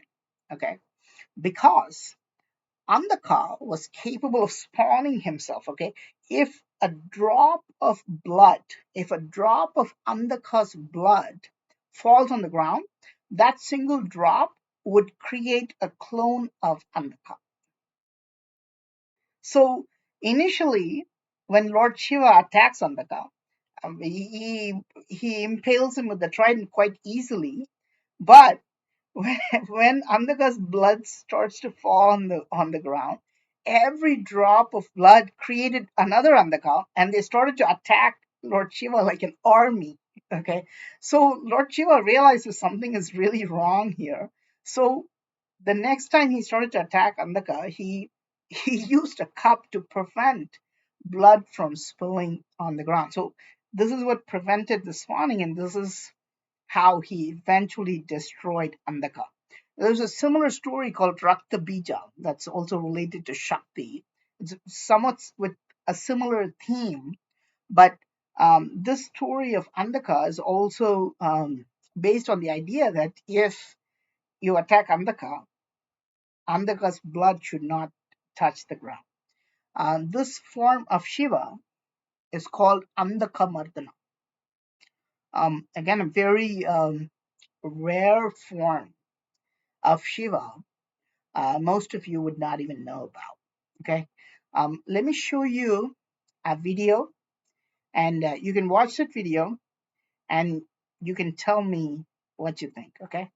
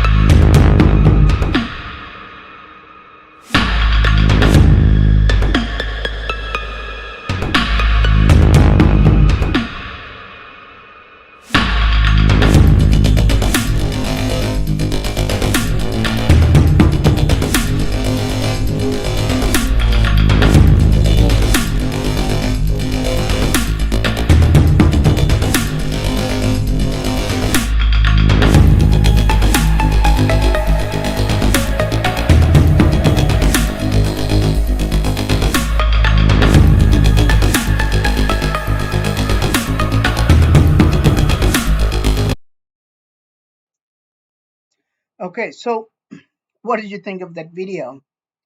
There's something very interesting about that video and shows a secret. I'll tell you this, you know, in maybe like 20 minutes. I'll let you know. But again, a big secret uh, under the lingams. Okay.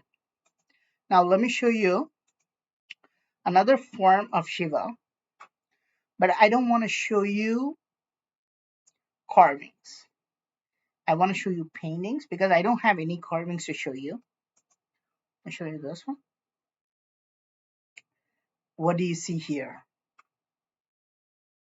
Okay, what is Shiva doing? Is Shiva destroying a demon?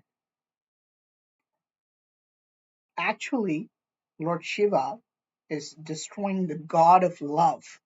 He's destroying Kamadeva, or he's destroying lust. And you can see Shiva burning the god of love with his third eye. The god of love in Hinduism is called Kamadeva or Manmadan sometimes. And this is the equivalent of Cupid. Okay, you can see Cupid with the arrows in the Greeks, Greek and Roman mythology, and you can see Kamadeva again with an arrow made of sugarcane. Okay, so he's the one when two people fall in love with each other, it's portrayed as though Kamadeva was shooting an arrow from his sugarcane bow, and he's hitting those people to quote unquote create the chemistry between them. Okay, and why would Lord Shiva do this, right? So why would he burn the god of love? Um, this is shown as a symbol that he could overcome his desires. And now think about it, love or lust is the most powerful emotion that drives human beings.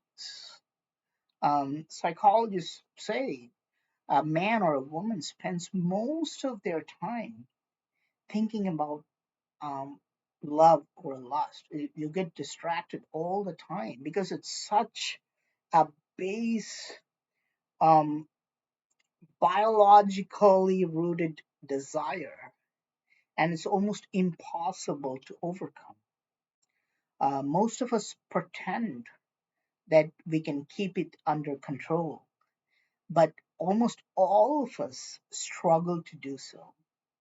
But Lord Shiva is the first person who overcame love and lust. That means he was in control of that. Now remember, he did not renounce it. This means that Lord Shiva controlled the love or lust. He was not controlled by it. And you too can do the same.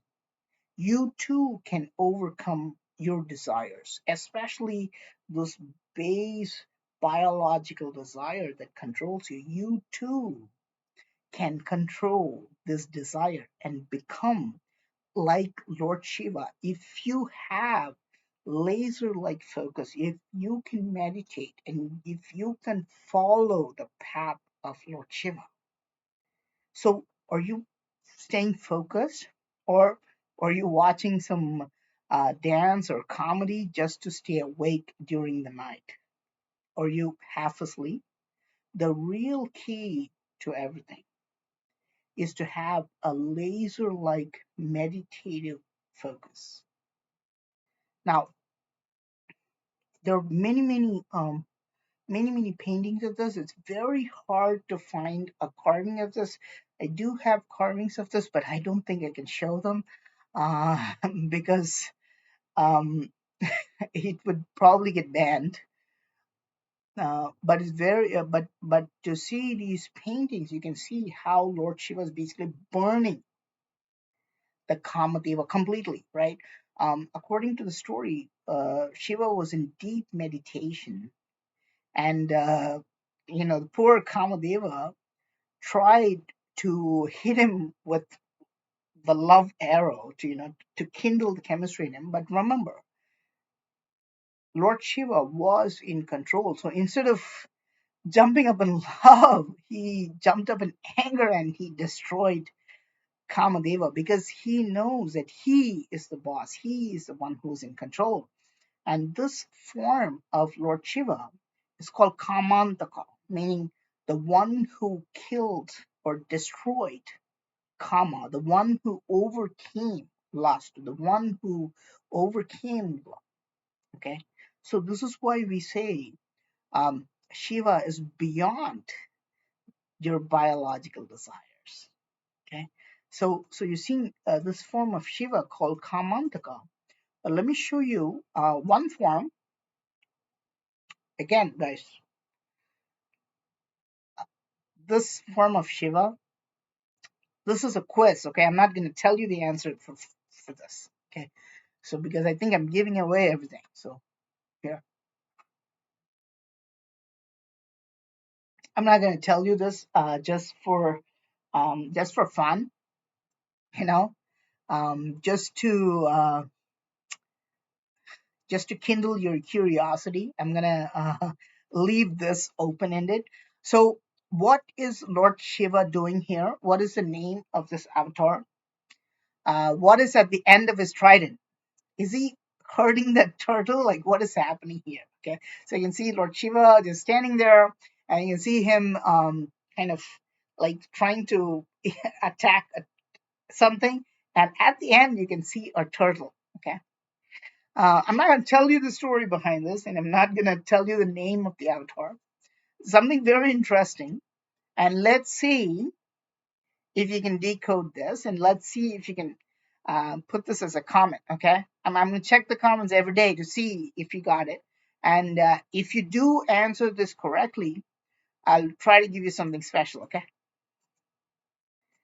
now let's move on, because I'm not going to tell you this.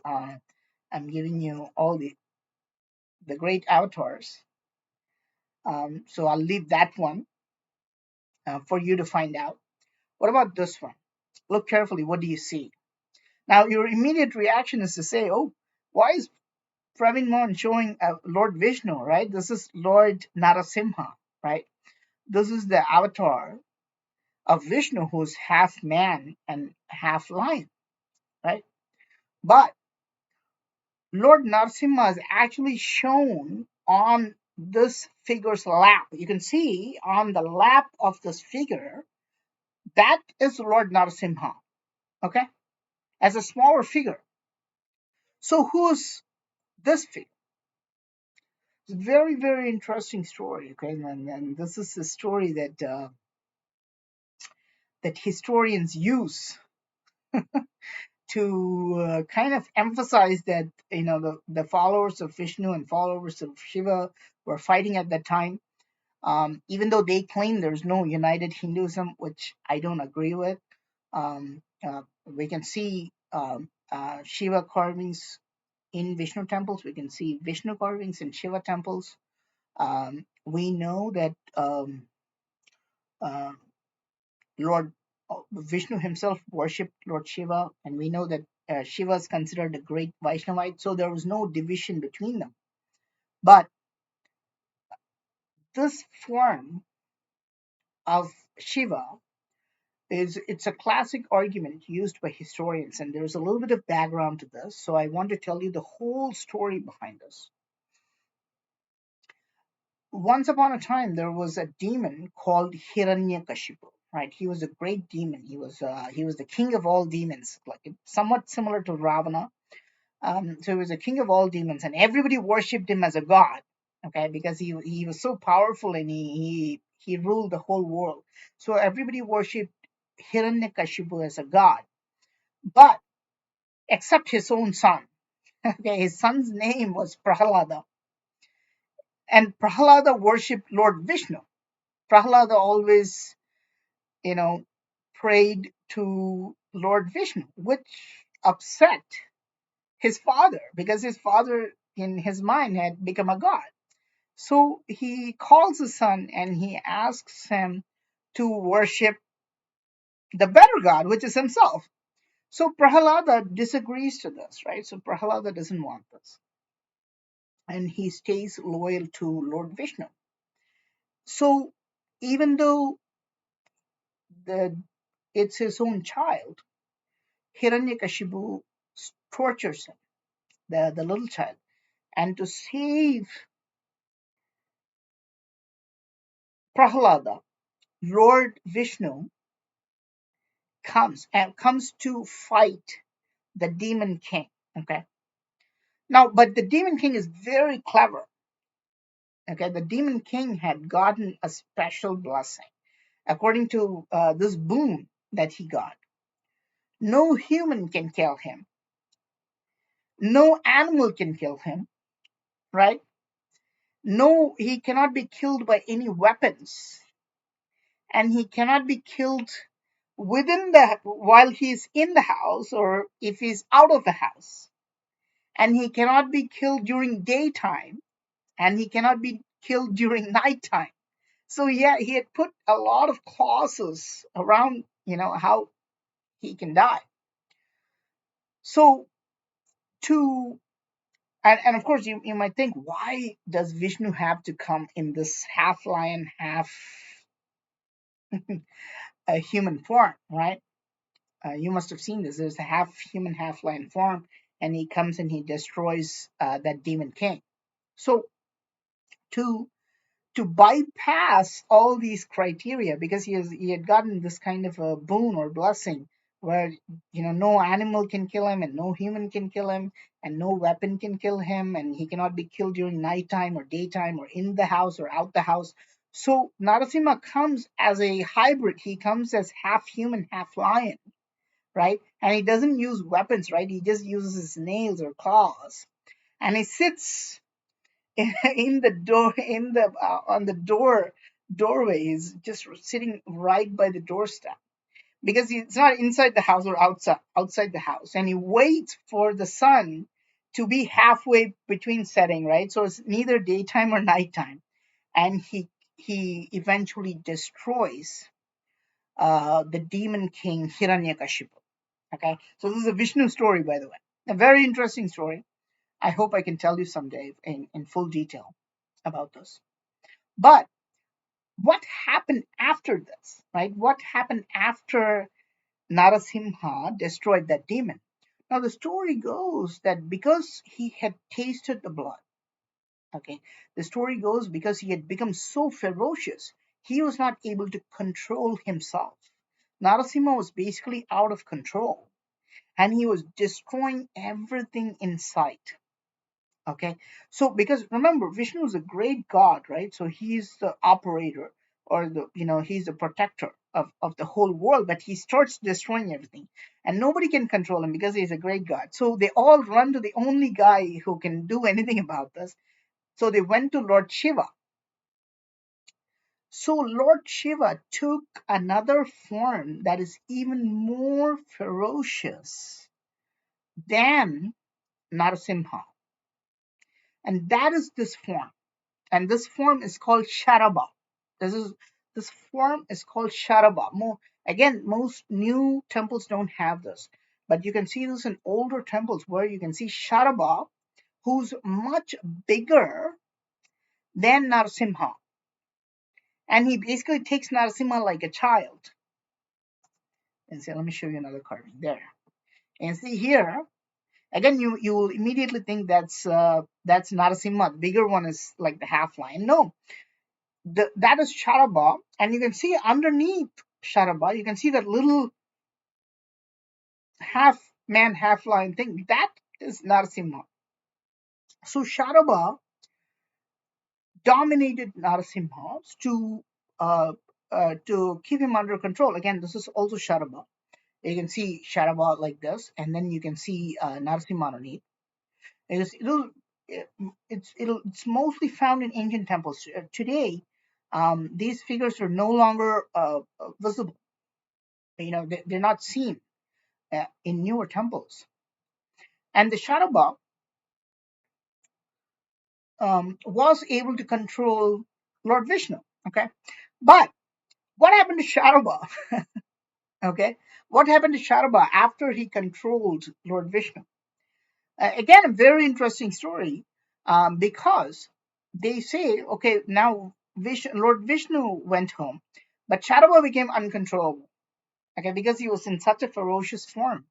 And now all the people went to Lord Vishnu and asked Lord Vishnu's help to control Sharava, which is Shiva. So Lord Vishnu took another form. This is called Gandaberunda. And it's a form like an eagle, like two-headed eagle. You'll see this in ancient temples. This is called Gandaberunda. So he took that form. In those carvings, you will see Gandaberunda holding Sharava, where Sharava is shown small and Gandaberunda is shown big. Okay.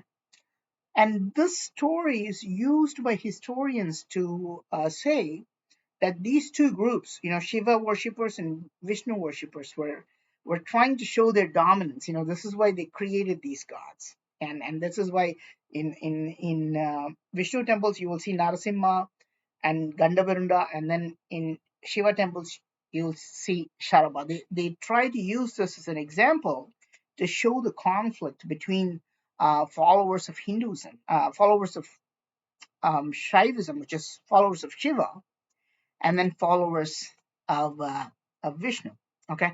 Um, Now we don't know how much of their theories are true, but um, this aspect of Shiva is not very well known. Charaba is not known that much, but it's certainly a unique avatar of Shiva.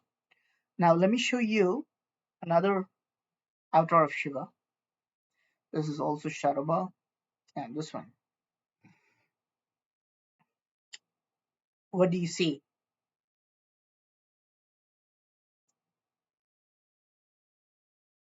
Now, what's the name of this avatar? Okay,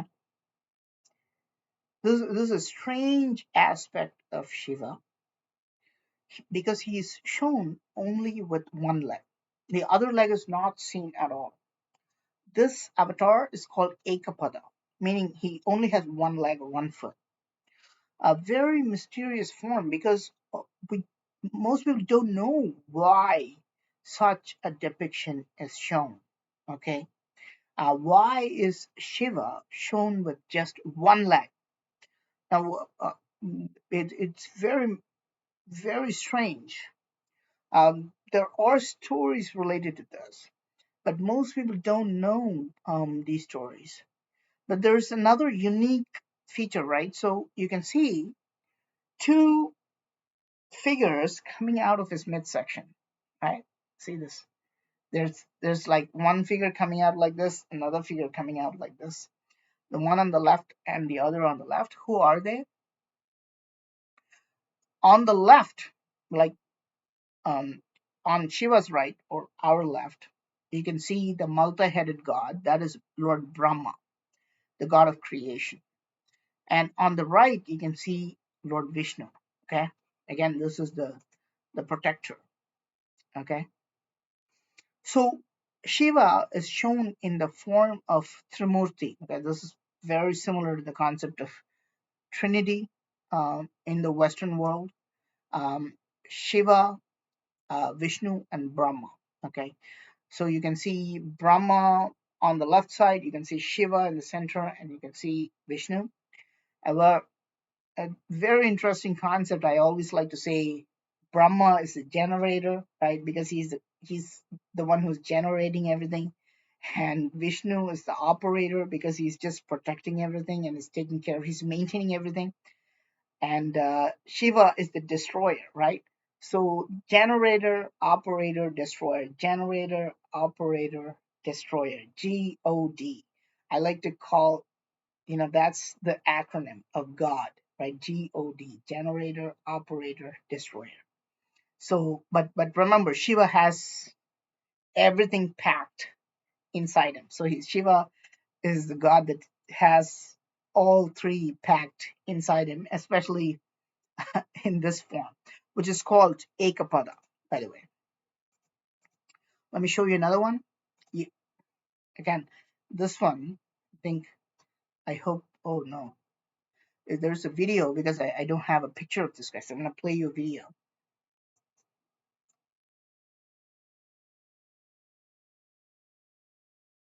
Take a look at this video and let's see if you can tell me what this is, okay? So you can see this is also Shiva. I personally shot this, and this is also Shiva. And this form of Shiva is called what? Nobody knows this. I've not seen this avatar anywhere, but this is called Murti. Okay, this avatar is called Murti. That means Murti, or the god with three legs. In Tamil, it's called Muppada, but in so God with three legs or 3 feet. I've been researching this avatar, but nobody knows about this, okay? Because there's no information about such a god on Wikipedia or anywhere else. But I found this in the ancient temple of Tirupurundurai. I shot this personally, that video. And on top in Tamil it says Muppadamurti. Let me play this again for you. Now you can see this is Lord Shiva, right? And he has three legs, right? But if you see on top, you can see these Tamil letters, okay? So you can read this. This actually says Muppadamurti, okay? But I've been searching. Even the priests don't know, what is the story behind this. So we can always see um, these strange details. Now let me show you another very interesting carving here. I want to show you. I just showed you this carving in a recent video. Okay, so I hope you can you know what the name of this is. Can you tell me what's the name of this avatar of Shiva?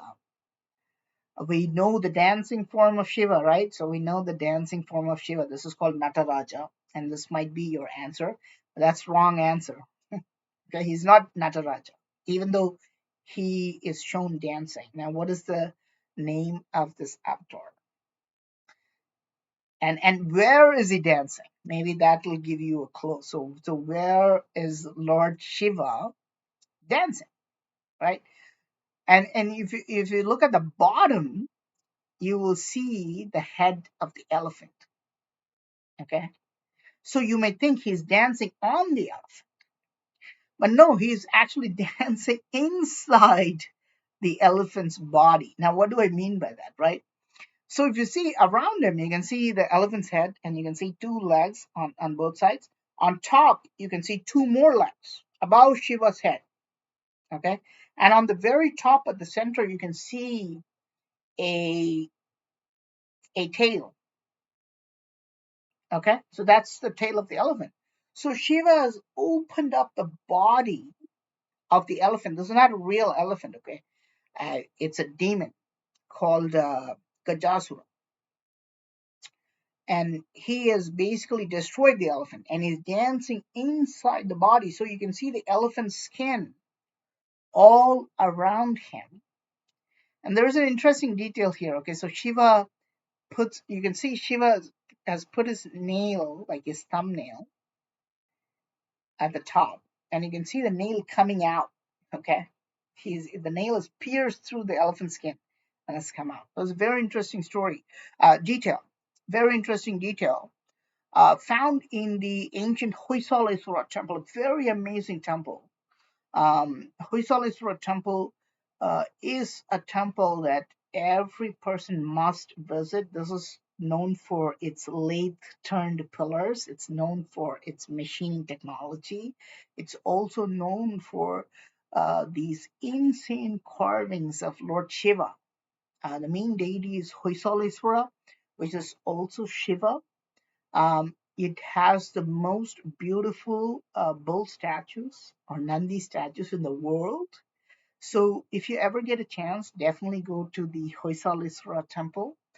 And in this temple, you can see this form of Shiva, where Shiva is dancing inside the body of the elephant. And what's the name of this avatar of Shiva? This form is actually called Gajacharmambaradharishwara. Okay. And let me repeat that. Okay. So it's called Gajacharmambaradharishwara. That's very now with this name, we have now pronounced the longest name of Shiva on his holy day. Okay. So what a coincidence, right? With this name, we now said the longest name of Shiva is called Gajacharmambaradharishwara on this Mahashivratri day, right? So Shiva is going to be happy to hear this name. Let me show you this. This is also another um, carving of the same. Okay, another carving of Gajacharmambar Dharishwara. Also, you can have shorter names, obviously. Um, you can, but this is a very The details of this, we can go and talk about the details all day with these carvings, because these carvings show some really, really amazing details of this form of Shiva. Okay, now let me show you another one. And again, I'm gonna pick your brain. Okay, so let's see if you can answer this. What is this? Is Lord Rama, is this Lord Rama with a bow and arrow? Is he shooting against, is shooting at Lanka or something? No, this is Lord Shiva. And Shiva is shown shooting his arrow against three cities. These three cities were called Tripura. Now, interestingly, we have an Indian state called Tripura. Okay, but according to ancient texts, these three cities called Tripura were in the space. Okay, and these three cities were made of gold. One was made of gold, the second one was made of silver, and the third one was made of iron. Okay, and these three cities were ruled by demons. So again, people went to Lord Shiva and um, asked Lord Shiva to save them. So Shiva went and he took his bow and arrow and he destroyed um, Tripura. This form is called Tripurantaka or Tripurari. I'm going to show you one more. Again, this form, same thing, same story. And if you go back, let me show you this. So you can see how they showed the three cities, right? Like a three-story building. Okay. So this is their because you have probably had limited space to carve. Okay, so how do you carve three cities? Probably just carve a building with three stories, so you know the story. Let me show you this one. And here again, this is also Tripurantaka, and you can see you see how they showed the three cities. Okay, they just kind of scattered three buildings, right? And she was shooting an arrow. Um, Now see who's driving the chariot. Okay, so see who's the driver here. You see who it is. Very strange. This is again Lord Brahma, the creator, driving the chariot. So again, these stories are, if you read ancient texts, it'll it's really soul fulfilling because there are some many strange stories and very interesting depictions.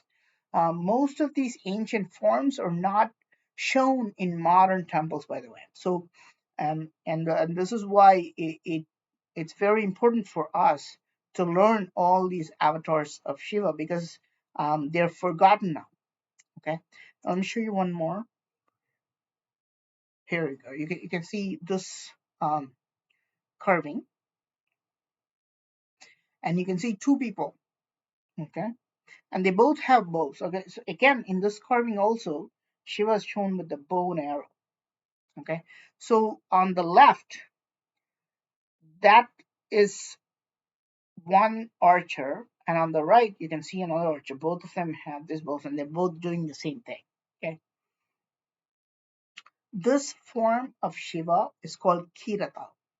Okay, and he competes with the world's best archer, Arjuna. Now, according to Mahabharata, Arjuna is the greatest archer, right? So he can basically like kind of shoot the arrow blindfolded and hit the target. So, according to the story, Arjuna became too arrogant, right? Because no one can beat him in archery. So he has all this ego puffed up. So he thinks too much of himself and he becomes too arrogant. And Shiva decides to teach him a lesson, right?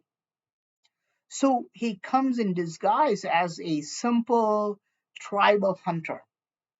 Now, both Arjuna and Shiva shoot arrows at the same boar. So they're trying to hunt a boar, and they both shoot, and each one shoots an arrow at the boar, and it hits the boar. but both claim ownership of the boar. So Arjuna, being too arrogant, thinks that okay, I am the one who first hit the boar, right? So they both start fighting, and they both shoot arrows at each other. And Arjuna is shocked because he realizes that someone is better than him. And he's even more shocked because he just looks like a regular, like, layman, right? He's just a hunter, which is Shiva in disguise. So Arjuna finally um, accepts his defeat, and and uh, he accepts that he's inferior to Kirata, which Kirata means a mountain dwelling hunter. So Shiva comes in the form of Kirata, and then Arjuna accepts that, okay, so I'm not that great, I've lost to a mountain dwelling hunter. So Shiva did not destroy Arjuna. So Shiva destroyed Arjuna's ego. So remember, this is very important, because it's very easy for you to become arrogant. It's very easy for us to become too proud. Um, and remember that you can be clever, um, but it's very hard to be kind, and it's very hard to be humble.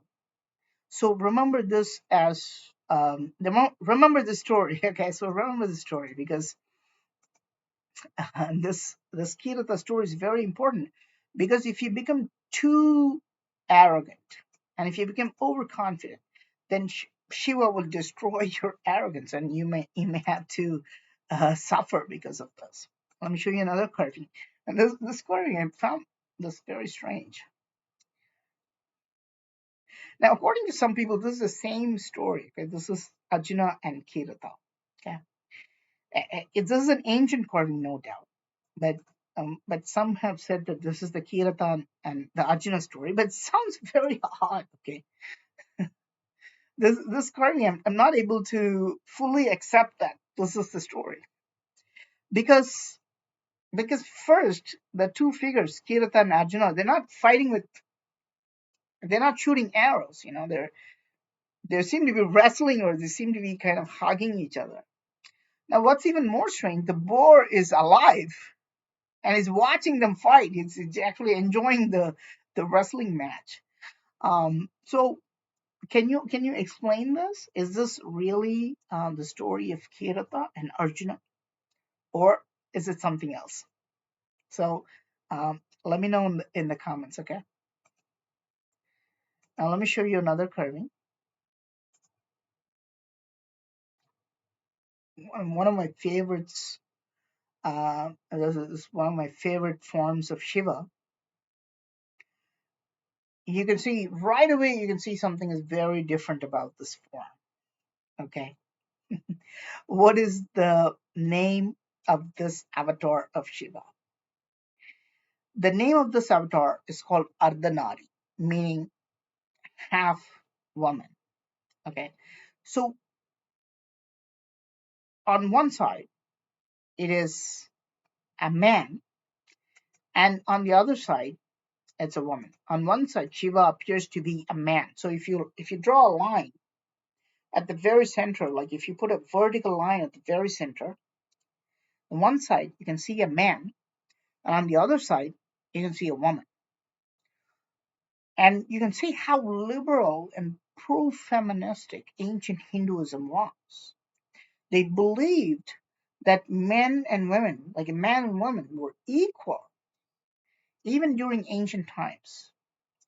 Uh, you might think most of the religions are really oppressive, and you might have a prejudice against this.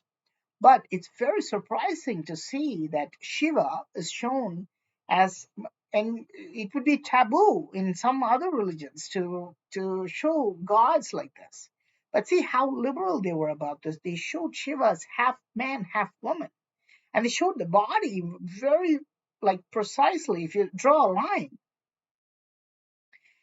even the smile, even the shoulders, even the waist, and even the bust, you can see that how well it's done, because they knew that, men and women are equal. They're just, two parts of the same puzzle, right? And there's a very deep symbolism here. This is called coincidentia oppositora. Okay. So two things don't have to be identical, but they have equal value, right? So the men and women are not identical, right? The man is not identical to the woman, but they're both of the same value, right? And this is a concept that ancient Hindus knew very well, and they accepted this as a fact. Now, in Sanskrit, the male force is called Purusha, and the female force is called Prakriti. And they're both needed. Both the male energy and the female energy are needed to create anything meaningful. Now, one cannot exist without the other, right? Imagine if if all the men just got eliminated from the world, right? Or if all the women got eliminated, there would be no more, you know, no more. Our species would just go extinct. So both are needed, right? And you can only create something meaningful if both work together. And they knew this very well, and they understood that they were both equal, and they created this very beautifully. You can literally put a line in the center, and you can create a mirror image. If you put a line in the center, and if you split the male half, and if you replicated the male half, Shiva would look like a man. So if you after putting the line, if you take the female part, and if you replicated the female, if you created a mirror image, you would create a female form. Okay. So, and it's the face, it's even the size of the lips. You can see the lips of the female side. I know. I'm sorry, guys. I wish I could give you a close up picture of this. I apologize because I don't have that. But if you see the waist and even the lips in this one, if you see the female part would have a little bit, like a little bit more juicy lips than the male form of half of Shiva. So it's done so amazingly with the lips, the shoulders, and the hip, with great detail to mimic the male and female body. Again, these carvings are quite ancient. So this form of Shiva is called Ardhanari, meaning half female, half male. So again, this form of Shiva. What about this one? I've shown you this before. I've shown you this form of Shiva. What is this form called? Right? Now let's go back. So with this form, I've only shown you the greatness, right? The greatness. Now I forgot to tell you something. With this Ardhanari, it gets even better. Okay, Shiva is not only half female. In one form, he also comes as a full female. Okay, so this avatar is called Tayumanava. Okay, so there's a very interesting story. It's found in Tamil Nadu. There's a temple called Tayumanava Temple. Very uh, again, most Indians don't know about this avatar. Again, I'm glad I'm able to tell you all this unknown avatars of Shiva, guys. It's such a pleasure to tell you all these details. There's one form of Shiva called Tayumanava, where he takes a form of a woman to help a pregnant woman, and he helps to deliver the baby of that woman. Okay, so the word Tayumanavar in Tamil language means one who became a mother to help another mother. Okay, so he became a mother to help another mother. He became Tayumanavar, so he became a mother, and he delivers the baby. Okay, and there's a temple dedicated to Tayumanavar. This is in Tamil Nadu. This is in deep south. Uh, very, very interesting stories of Shiva are found in the very deep south of India. So, so you can see Shiva was not only half female, okay, so in some forms he came as a full female figure, okay, he transformed himself to, um, to help others. So it's not about that. So it's not whether you're a man or a woman. It makes no difference. Okay, it's we're all the same, and this is the ancient idea as well. India has always known that there's no difference between men and women. They're not identical, but they're of equal value. So look at this one. I want to show you this one. I think I've already shown you this, but so far we have only seen Shiva's greatness, right? I've told you how great Shiva is. I've told you how he's, he has delivered a baby. I've shown you how he has destroyed the demons and how he has conquered his a lust, and I've talked about the greatness of Shiva. But but remember, like, think about this, right? Does Shiva also suffer, right? Does the supreme god of Hinduism also suffer? Think about this, right? This is a strange concept. If you're not a Hindu, right? If you're a Westerner, or if you're coming from the Middle East, or if you don't know anything about Hinduism, this is a weird question, right? That does God suffer? Like, that doesn't make any sense, right? Humans suffer, and, and the God who doesn't suffer helps the humans, right? This is the concept in other religions. But does Shiva also suffer? Okay. According to Hinduism, no one can escape suffering. Okay. Shiva can escape suffering if he's not on planet Earth. Okay. But if he takes life on planet Earth, he must suffer. And Shiva is no exception. And this is the avatar that you're looking at. Okay. And this is the classic, um, most um,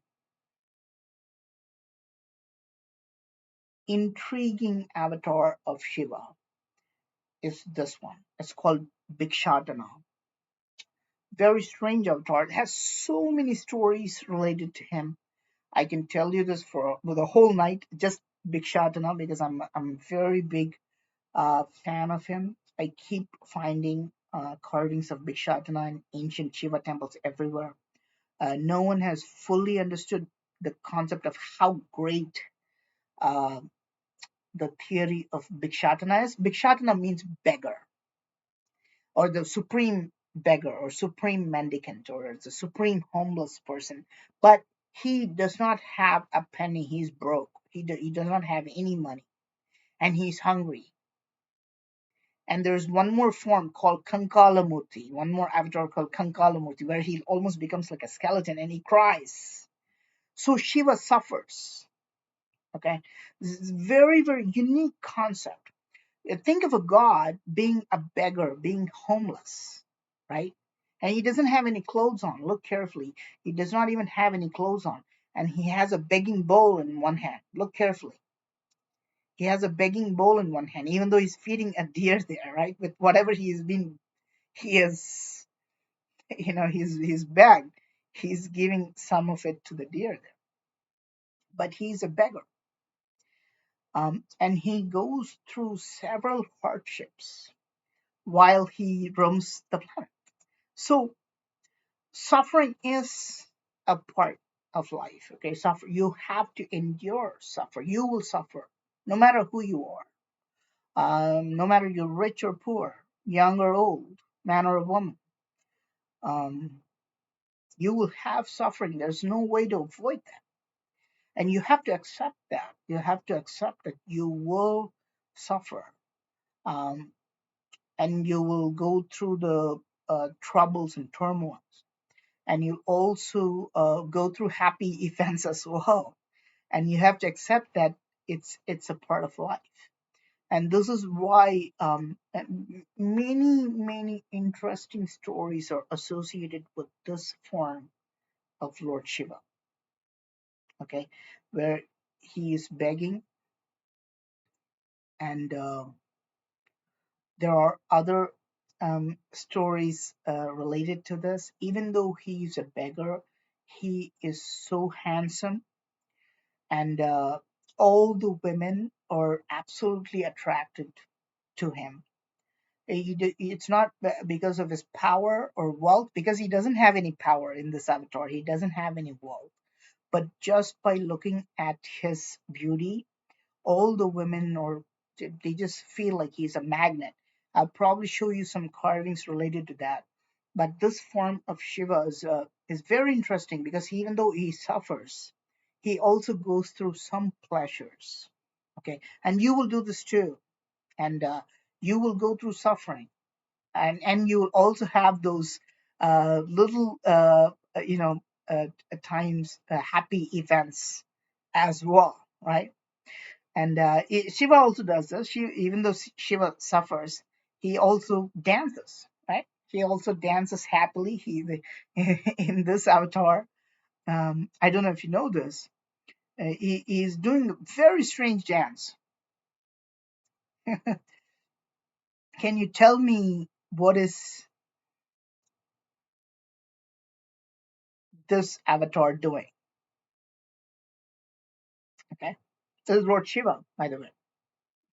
Very interesting, because he has a competition with his wife about who's the greatest dancer, right? So Shiva's the cosmic dancer, right? So he's the best. And Shakti, his wife, take accepts the challenge and says, "Okay, let's find out." And they both start dancing. But to his surprise, Shakti is able to do every move Shiva does. Shiva does all the complicated moves, and Shakti is able to do those moves. So finally, Shiva tricks her, right? So he drops one of his earrings. It falls on the ground, but Shiva doesn't bend down to pick it up, right? So he picks it up with his toes, with his feet, his toes, and he puts his leg up, and he puts the earring back. That's what you see in that carving. This is called Urdhva Tandava, and you can see him putting that earring back. Now, of course, could Shakti do the same move? Probably she could, right? Shakti could probably, do the same move. But Shakti was she was a very modest woman. She wore a skirt, so she did not want to lift. She could not lift her legs up and reveal her body. And she was modest, so she did not do the move. And then Shiva proclaimed victory. So you do have this little competition, you have these little fights, and you think you won somebody and you're happy and all that stuff. So that's part of life too. So once you suffer, you also have these little these happy events in life. You have all these little dramas, which is very interesting. So if somebody's if God is examining your life, he'd probably see how you suffered one day, the next day you were engaged in these petty arguments, and you thought you won, you were happy. The next day you did something crazy. It's very interesting. Just like how we watch animals, right? We watch chimpanzees in zoo. So we do the same. Now, I want to show you one more. And you love it. What about this one? Right? What is Shiva doing here?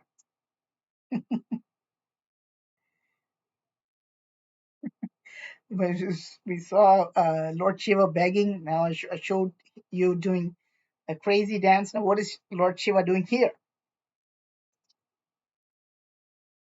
Is he doing acrobatics? Now, of course, you can see this is a very, very difficult move. He's balancing himself with just one hand. It's not his leg. Both his legs are up in the air.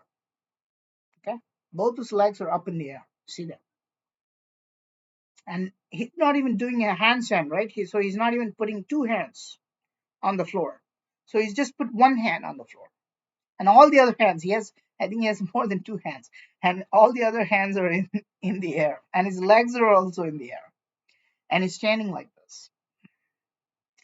And what's the name of this? And what is he doing? Rare carving. This is, of course, a statue. There are carvings um, of these kind of postures. This is called karana, in classical Indian dance called Bharatanatyam. Okay, so there are 108 karanas, 108 postures, dance postures, and this is the last one. This is called Gangavatarana. This is called Gangavatarana. Very rare carving, guys. A very rare statue. I don't think you'll find this anywhere. So I'm happy to show you these extremely rare Gangavatarana. You would have probably never Gangavataranam. In Tamil they call it Gangavataranam. Very rare. Okay. Now I'm going to show you. Now, if you've come so far, you certainly deserve to hear the secrets of Shiva. Okay.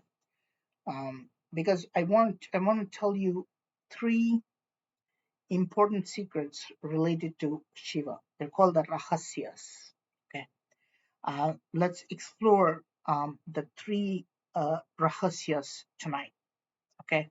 But first, watch this video, and then I will show you these three rahasyas. And then we'll look at more details of Shiva.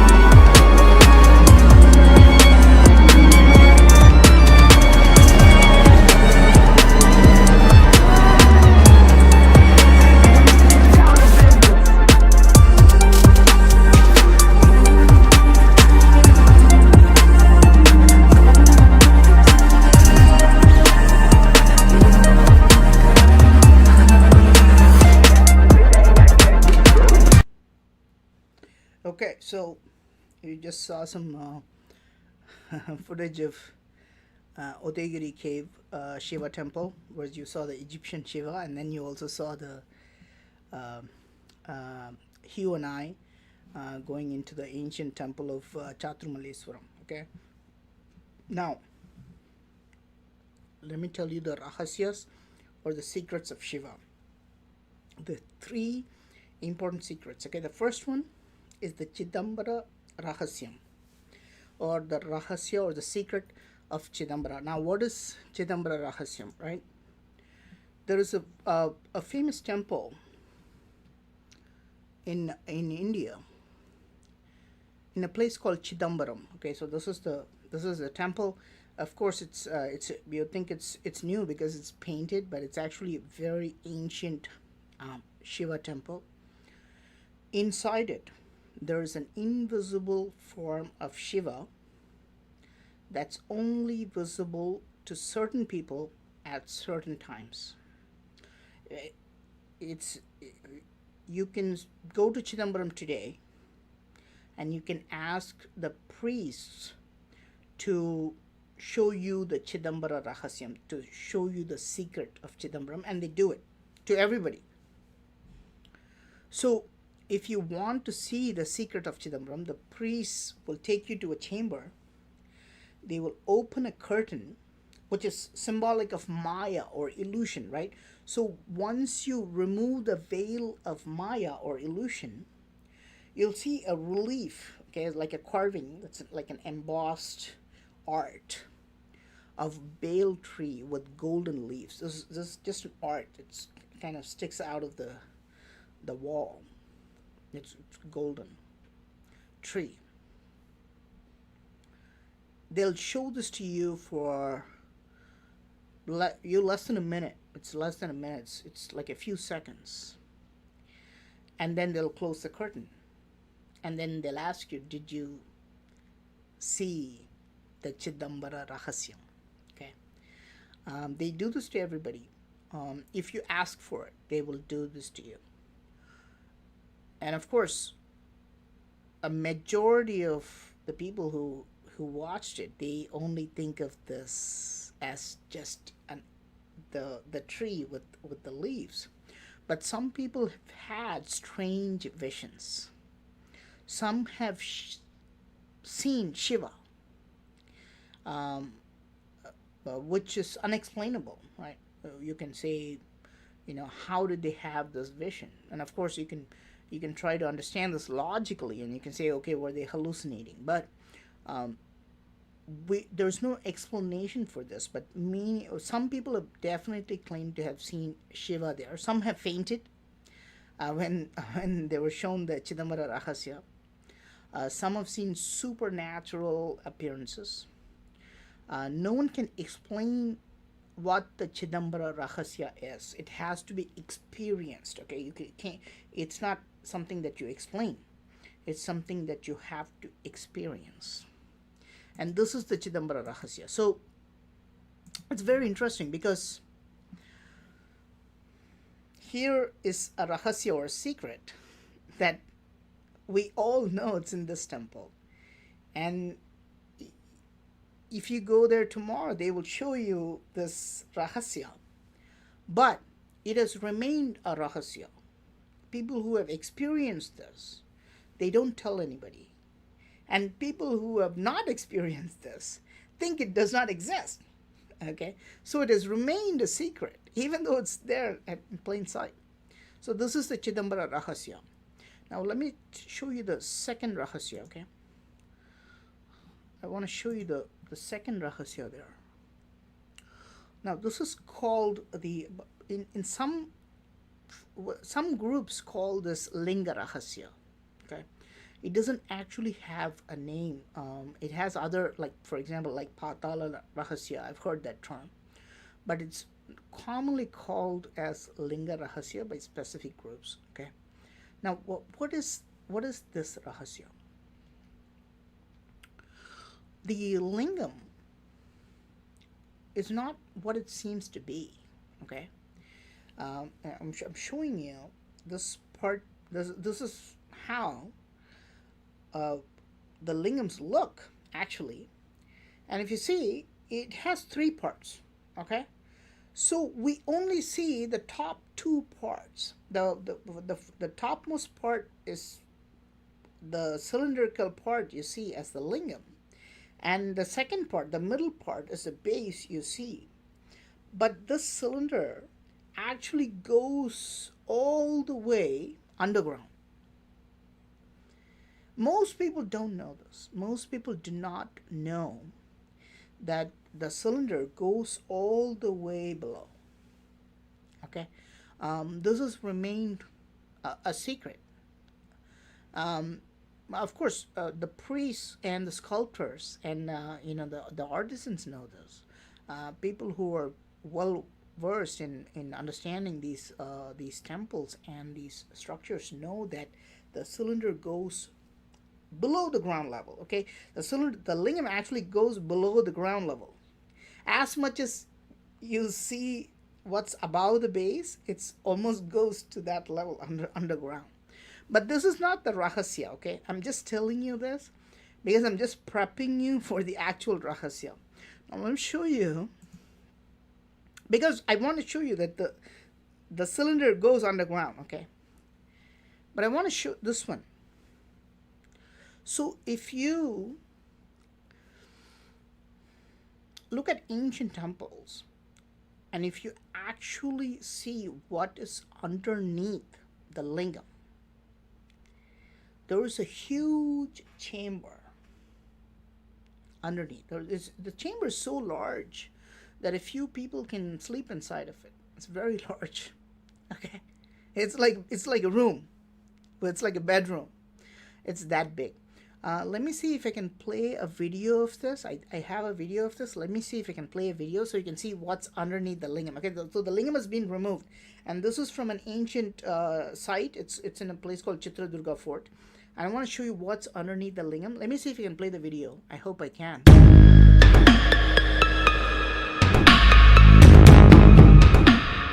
Okay, so here you can see this is what you see underneath the lingam. The lingam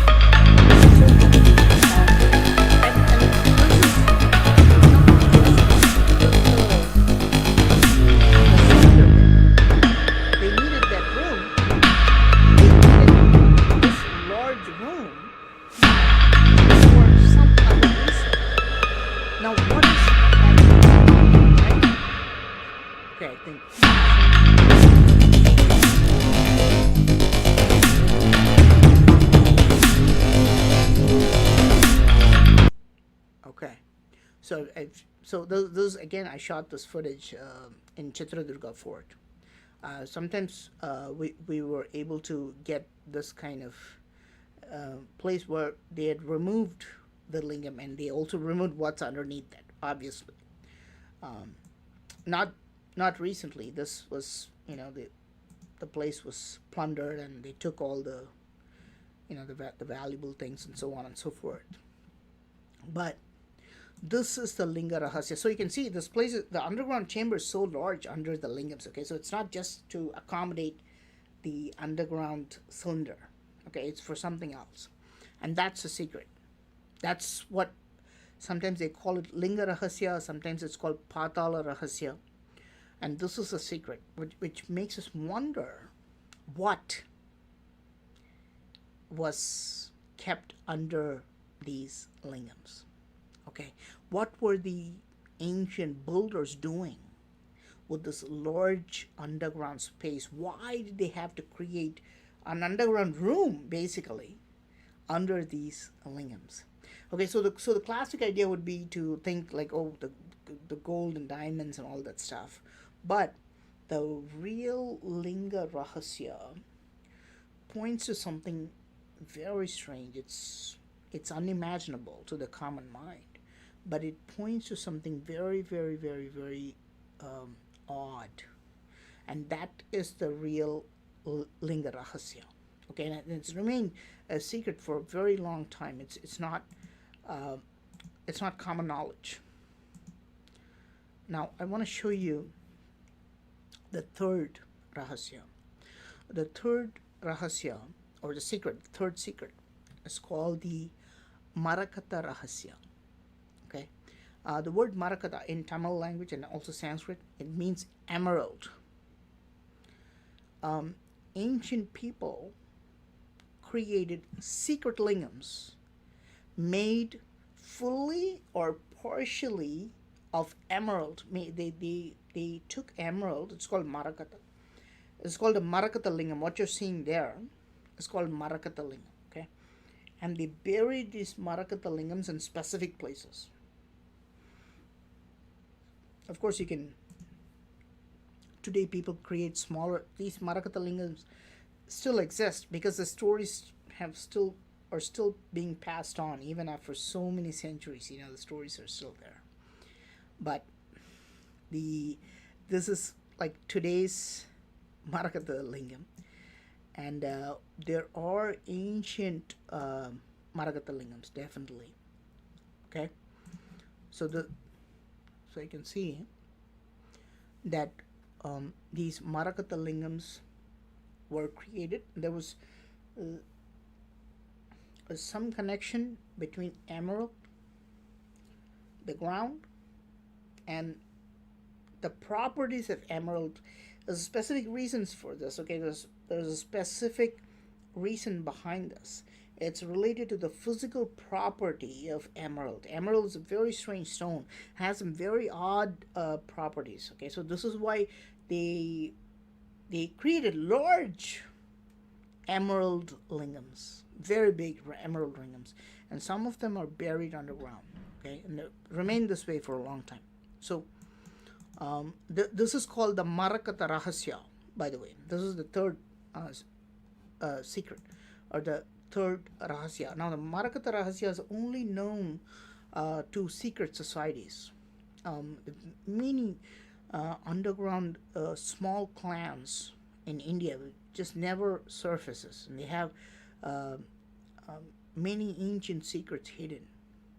And a handful of Marakata lingams or emerald lingams are kept in secrecy. And the rituals associated with the Marakata lingam is also very strange. You cannot treat it like a regular stone lingam. And the rituals they do on the Marakata, I've seen some. The rituals they do on the Marakata lingam is also very, very different.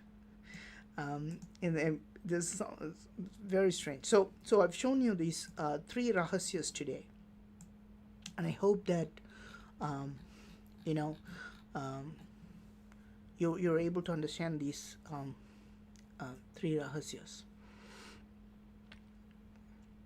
So let's go to the next one here. Okay, there you go.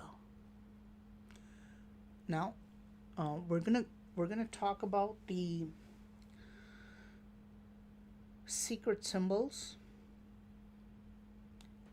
hidden in the iconography of Shiva. A lot of times, people take Lord Shiva for granted. People don't understand how advanced the iconography is, how advanced the symbolism is. For example, in this form, Shiva is is holding a bowl, right? He's holding a cup, right? What is he holding though, right?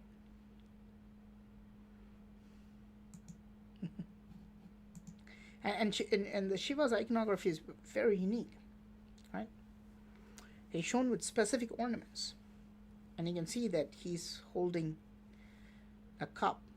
But you see, Shiva's will also be shown with a skull.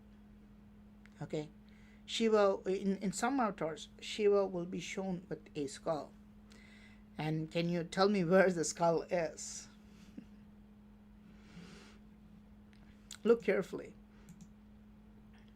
Do you see the skull in this? The skull is in the hand. That's a circle. It looks like a cup. But what he has done is he's taken a skull and he's sawed it in half. He's cut the skull in half and made this into a cup or a bowl. Okay, and this is called kapala. It's also called kapala patra. They He's using a begging bowl, but it's actually the skull of a human being. Okay, there are still certain groups who do possess these bowls made of skulls. Not only popular in India, but it's also popular in Tibet. Also with Buddhists, by the way.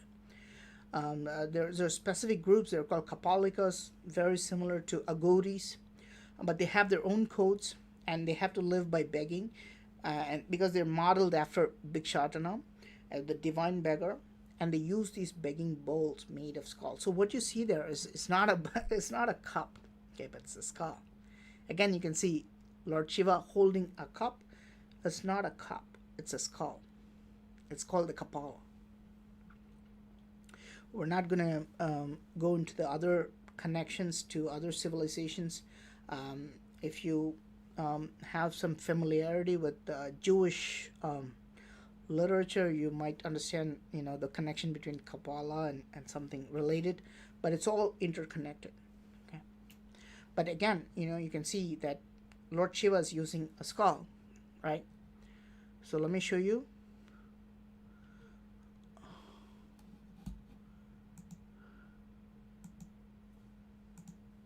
Okay. Yeah. So Lord Shiva is using a skull, but why, right? Now Shiva, why would he have a skull, right? This is a very odd representation to show a god with a skull. Today, if you see an emoji of a skull, that means it's danger or it's evil, right? So why would the supreme god be shown with a skull? It has such a negative connotation, right? Such a negative symbolism. Now, Shiva is said to be a graveyard dweller. He lived in the graveyard. He's known to frequent the graveyard. Okay, because Shiva is the destroyer. Remember. Now, this is why he's covered with ashes all the time. So, because he puts the sacred ash or the vibhuti, because he's getting the ashes from the burnt bodies and smears it all over him. Okay, so he has that connection to the skulls. And today, not only Shiva puts all the ashes all over him, followers of Shiva also put ashes on their forehead. Okay, so you see this, and sometimes you'll see these people, especially they're very popular in South India. They'll put this on their forehead, the sacred ash called vibhuti. Okay, now this is for two reasons why they put the ashes every day on their forehead: to remember Shiva, to it's a symbol of Shiva because Shiva himself does it, to always remember that you will also become ashes. You will also turn into ashes someday, right? You're also mortal, right? So if you remember this every day, now think about this, right? So every day you wake up, you take a shower, and then you have to do this. You have to take some ash and put it on your forehead. You're reminding yourself, I'm gonna turn into ashes one day, right? Remember, Hindus burn the dead. So it makes you remember that you will also turn into ashes one day. So you won't be too arrogant. You won't be, too proud of yourself. So you won't have all this puffed up ego. This is a good way to remember that you're a mere mortal. And you can also be more kind and more righteous. But there's a deeper connection, okay? Beyond this philosophical connection, there's a deeper connection between the skull and Lord Shiva.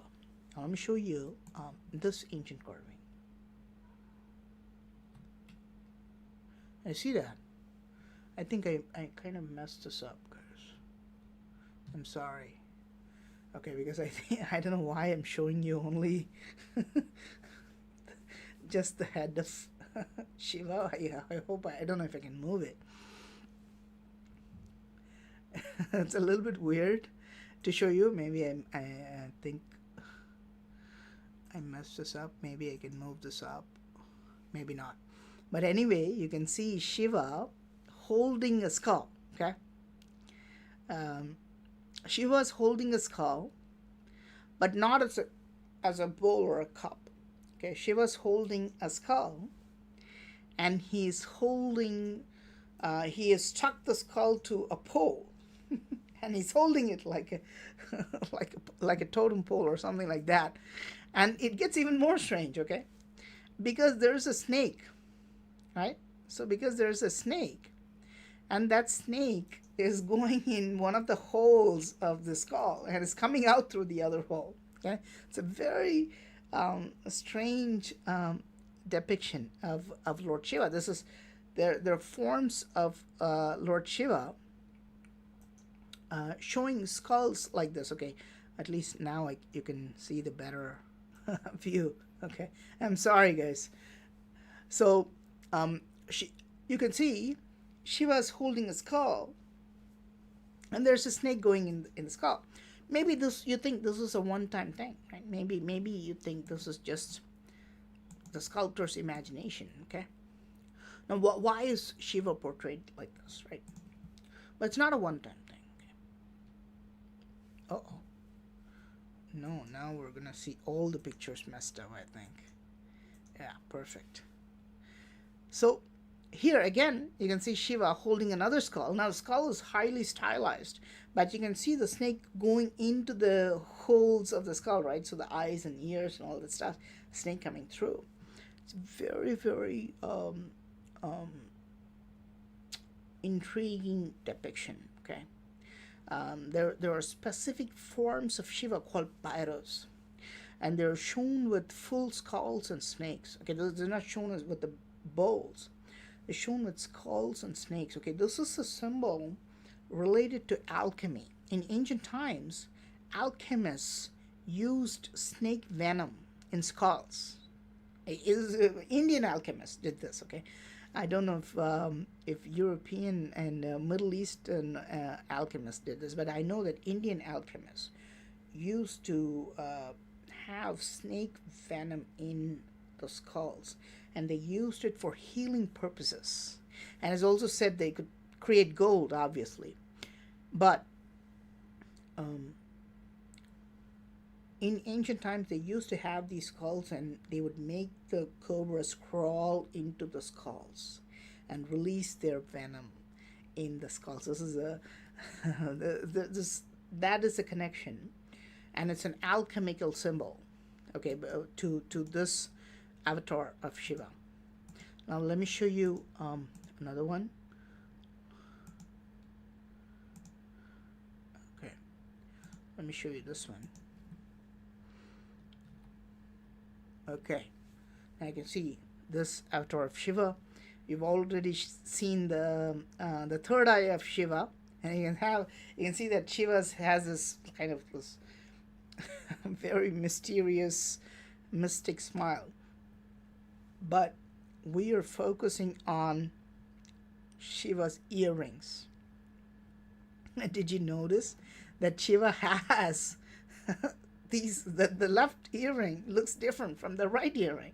Okay, imagine doing this, right? So imagine a girl or a woman like going with two different earrings, right? So imagine the left doesn't match the right. It's like going with two different shoes, right? So the left shoe is black and the right shoe is white. So it just makes you look odd.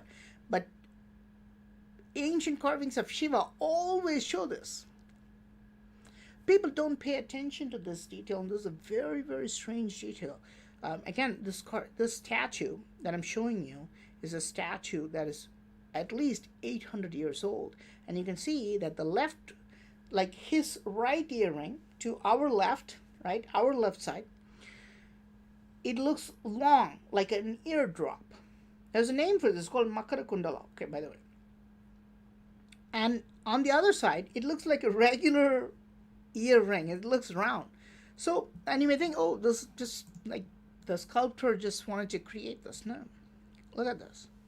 Again, I'm only showing you ancient carvings, guys. I'm not, because I think most of the modern depictions have completely missed this. The modern statues of Shiva have completely missed this part. They're more focused on showing Shiva beautiful, or I don't know what they're trying to do. Okay, but the ancient carvings of Shiva, again, look at that side, right? So the earring is long, and this earring is round. Why? So why is that? I don't know if you can tell me this. I've made um an entire video about this. Okay, because these earrings are a symbol. Okay, there's very deep hidden symbolism. And you always see this in ancient carvings of Shiva, in ancient statues of Shiva. This earring, these unidentical earrings, these are forgotten today, and they've forgotten the meaning behind this today for some reason. And this is why I say, today's Shivratri has become a business, right? So it's become a fun thing to do. But we need to revive this esoteric information, right? Here's another one. This carving of Shiva. Look at this one. This is a very ancient carving. Okay, very very very very ancient, 1,300-year-old carving, at least that. Okay, it could be older. Um, Shiva is shown as a homeless person. This is also another statue of Bhikshatana, or the homeless beggar, right, of Shiva. But it shows a unique detail. Okay, can you tell me what this detail is? He is homeless, right? But what is that detail?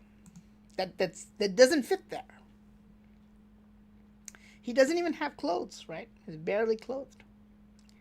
Let me show you another carving of the same homeless Shiva. Look at this one.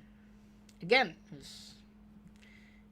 like, look carefully. What is the detail that does not fit there?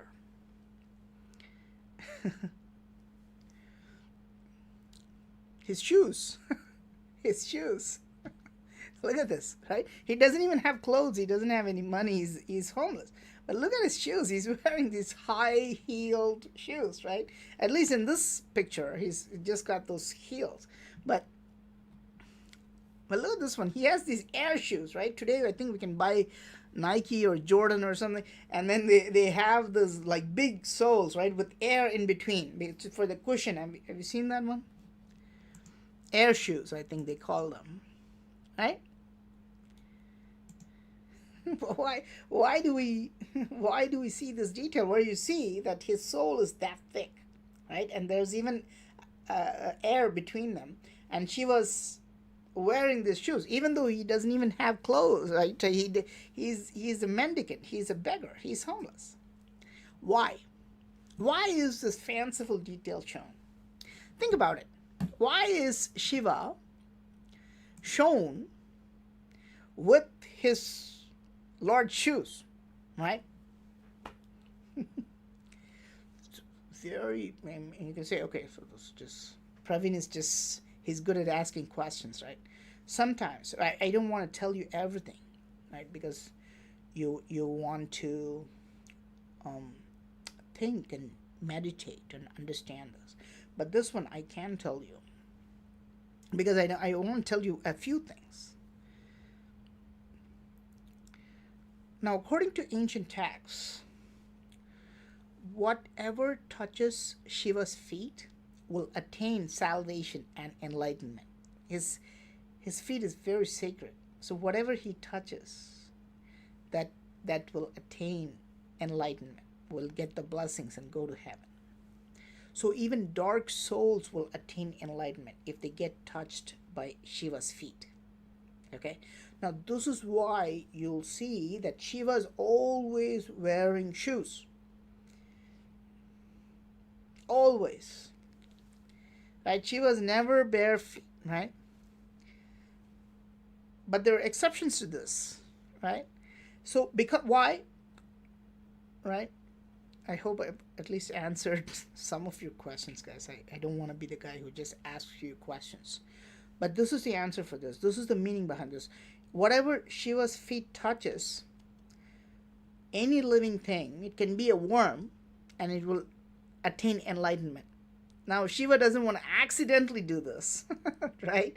So, this is why he's always wearing shoes, because he can only bless those who deserve that blessing, right? So, he's always wearing those shoes because he can he can liberate the dark souls, right?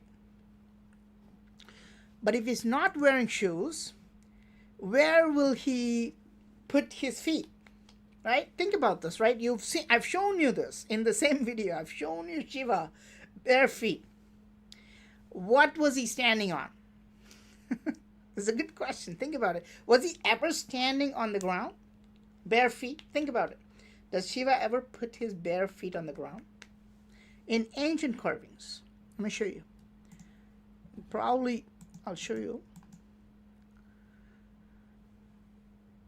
If he's not wearing shoes, he'll be doing what? He'll be blessing a dark soul, a demon. He'll liberate a demon and send him to heaven, right? He's going to give moksha to this. So let me show you this. Uh-oh. Showing you something different. There you go. So look at this. I've shown you this many times. I'm just showing you the same carvings, statues, I think. Where is what? Shiva's bare feet, right? He's not wearing shoes. But look, one leg is safely in the air, but the other leg, he will be standing on a demon, because he's sending that demon. He's giving enlightenment. He's blessing that demon. He's making sure the demon is getting rid of all his demons. Look at this. Okay? Always, you can go back and watch my video, and I've shown you so many of these dancing Shivas, and he'll always be standing on a demon. Okay? It's because his feet are not supposed to touch the ground. In ancient carvings, you'll see this consistently. Now, again, but it goes deeper than this, okay? But this theory gets a little bit deeper, okay? So, again, Shiva's dancing. He's doing this sacred dance, so he can't wear shoes, but he's standing on a demon. He's blessing the demon to give enlightenment. What is the name of the demon? What is the name of this demon? Right? More symbolism. His name is Apasmara. And this is where it gets really strange. Okay. The name of this demon is Apasmara. But what does Apasmara mean? Now, it actually refers to disorders like amnesia, epilepsy, and dementia. Now, what? Now you'll be like, what? What is Praveen Mohan saying? Right? But this is what Apasmara actually means. Yes, this is the personification of those disorders. Now, this is a Wikipedia page. And it tells you the etymology of the Sanskrit word Apasmara. It actually means loss of memory. And in ancient medical texts, it also refers to epilepsy, and it refers to dementia, the loss of memory, basically. And this is very strange. You may think this doesn't make any sense, right? It does not make any sense. Again, you can think of this as a freaky coincidence. If you're not able to deep think this, if you're not able to go into the depths of imagination and thinking, you may think this is just a coincidence. This is just a freaky coincidence. How can Shiva be dancing on dementia or epilepsy or amnesia? But if you really understand the concept of Nataraja, the cosmic dance of Shiva, you may be able to understand how Shiva can destroy dementia, how Shiva can destroy amnesia and loss of memory and epilepsy and all those mental disorders and neurological disorders. Okay, so there's very deep symbolism in this, and that's what the dancing Shiva is doing basically. He's dancing. He's sending apasmara to heaven. Okay, and that's what it's doing. So it's very very if you read Ayurveda books, okay, Ayurveda is a traditional Indian medicine. If you read ancient Indian medical texts called Ayurveda, it clearly tells you what apasmara means, and it tells you that, you know, a set of mental disorders.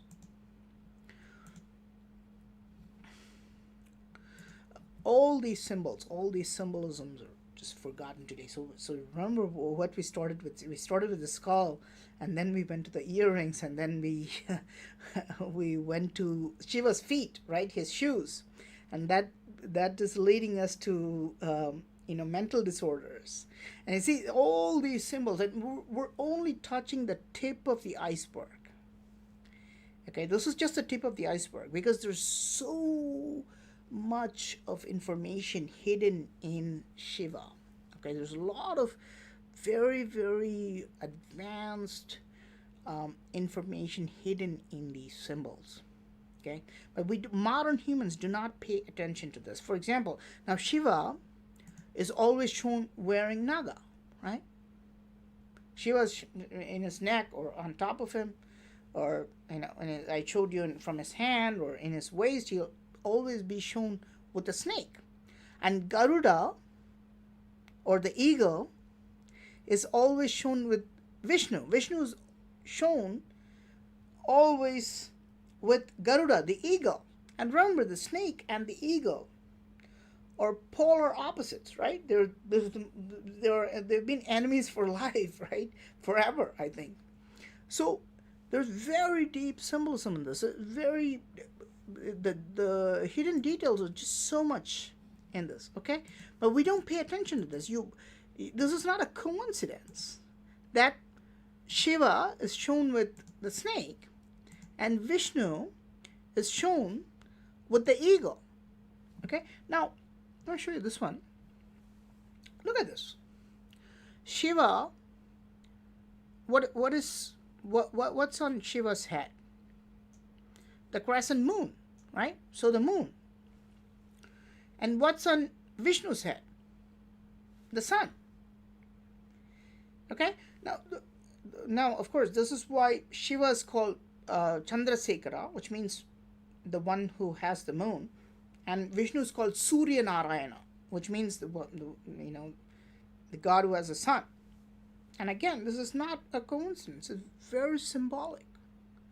Just like how Shiva has the snake and Vishnu has the eagle, Shiva has the moon, and Vishnu has the sun.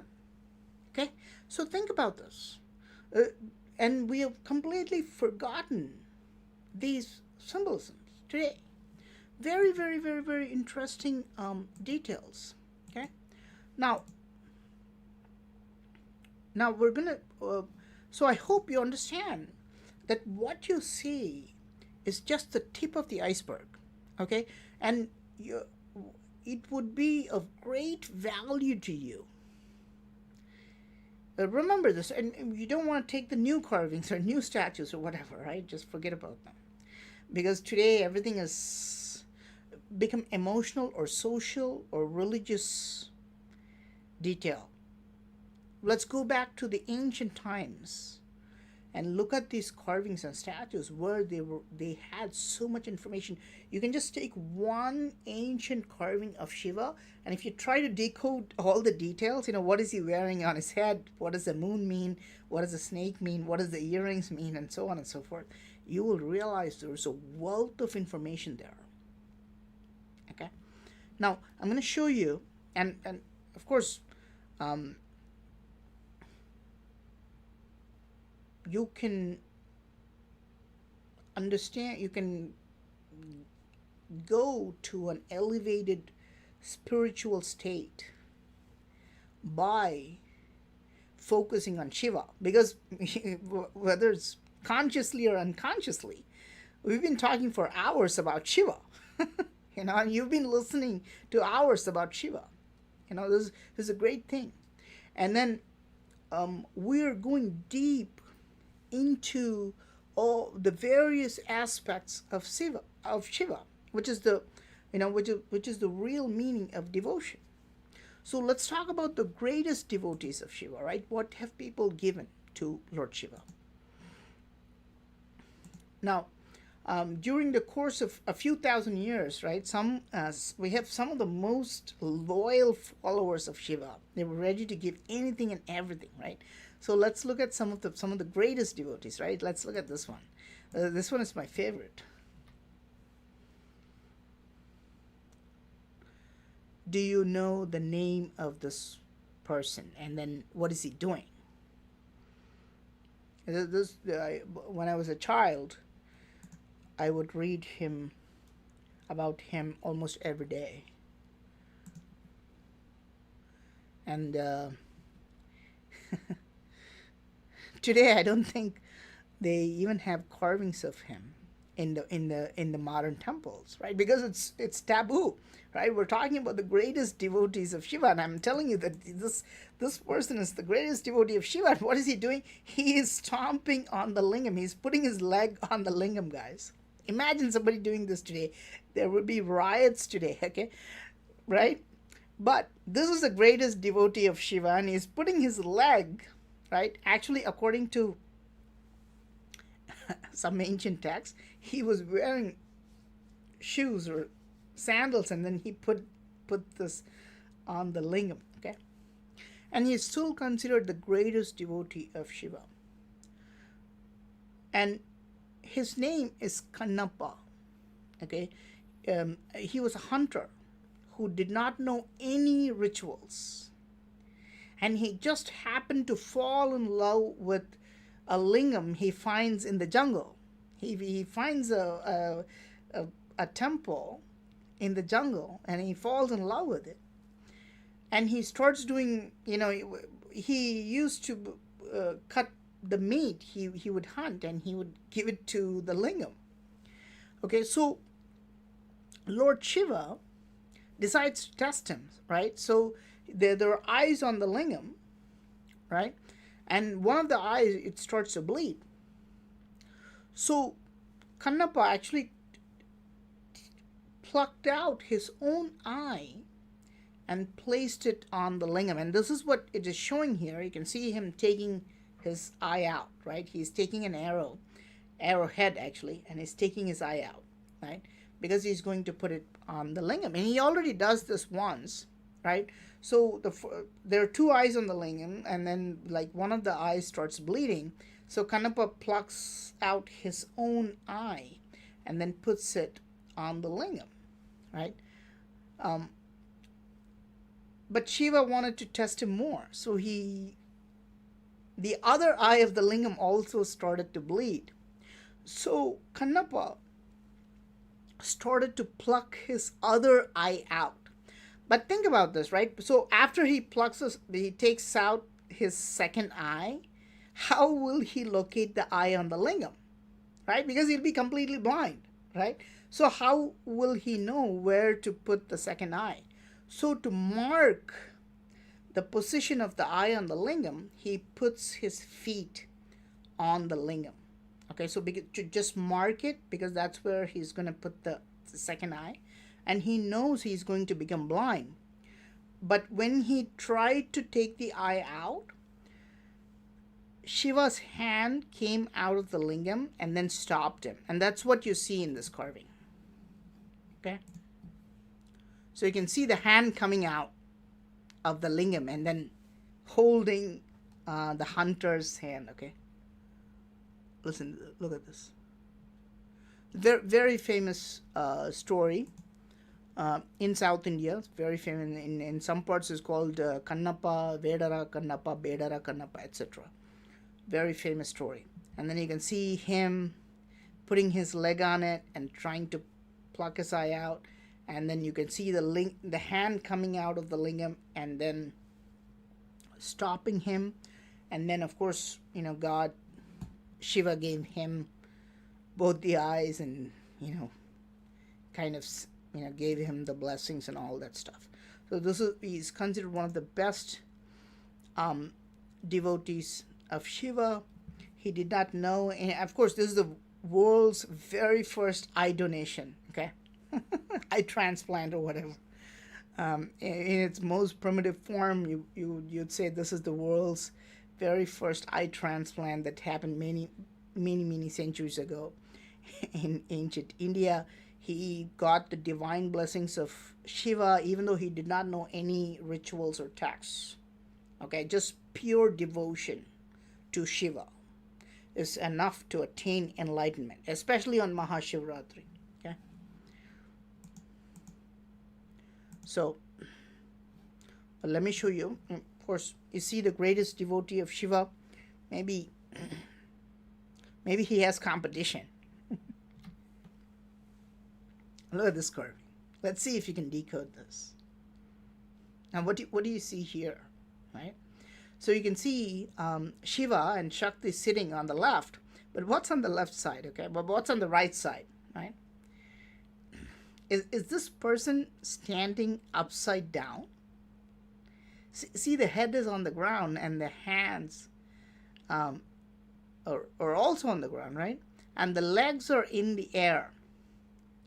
Now, why is he doing this, right? Well, why is this guy doing acrobatics next to Shiva? Right. Let me show you another carving. Okay. This one.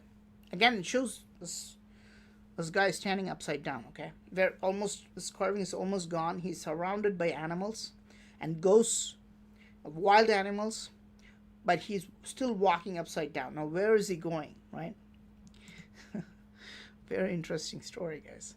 Now, it's not a man, it's a woman. It's not a he, this is a female. This is the person who's walking upside down, okay? Her name is Karikal Ammayar. It's called Karikal Ammayar. Now, she's the one who walked upside down to see Shiva. But look, I mean, does she even look human? She looks like a skeleton, right? Now, what's the story of Karikal Ammayar? She was born as a regular woman, but she renounced her family to dedicate her life to Lord Shiva. Okay, and she renounced her family, and she wanted to look like a skeleton. She wanted to get the skeleton form so her youth would not be an obstacle. She did not want to look beautiful because she was getting all the attention. Okay, so she wanted to become like a skeleton so she can completely focus on Shiva. Now, according to some stories, she walked on her hands because she did not even want to put her legs in the temple to disrespect Shiva. And sometimes they say her legs were too weak because she became like a skeleton. See how she's supporting herself to stand, okay? And she has that stick because she had become too weak because she was not doing anything except thinking about Shiva. And a very interesting story. An old lady who looked like a skeleton and walked upside down to see Shiva. Considered a very great devotee of Shiva. Her name is Karikal Ammayar. This is a Tamil word, by the way. And you may think this is predominantly an Indian story or even a South Indian story. But let me show you a Cambodian relief in Angkor complex, okay? Look at this. In the Cambodian relief, you can see the main god there, right? So this is the main big god. That's Shiva. And in the corner, right, in the lower corner, you can see her. That is again Karikal Ammayar. That's again the devotee that we saw, okay? You can see the female skeletal figure. Let's zoom in there. There you go. You can see the skeleton-like figure, old woman, doing the symbols. Okay, that's the classic iconography of her. So her devotion has not only made us famous in India, but she's even carved in Cambodia, 3,000 miles away from India. Okay, um, so but so and it tells us something important, right? It tells us something very interesting. It tells us a very good detail there. So you can see that women were gladly accepted as saints and devotees in ancient India. Okay, there were even today many female saints and um, um, many women are accepted, just like the male saints. They were deified in ancient times, especially the women were deified. They were almost elevated to the level of God. But see, the devotees of Shiva were not just limited to men or even women. Okay, some of them were not even Homo sapiens. Even demons were accepted as devotees of Shiva. This is the one. So here you can see who is this guy.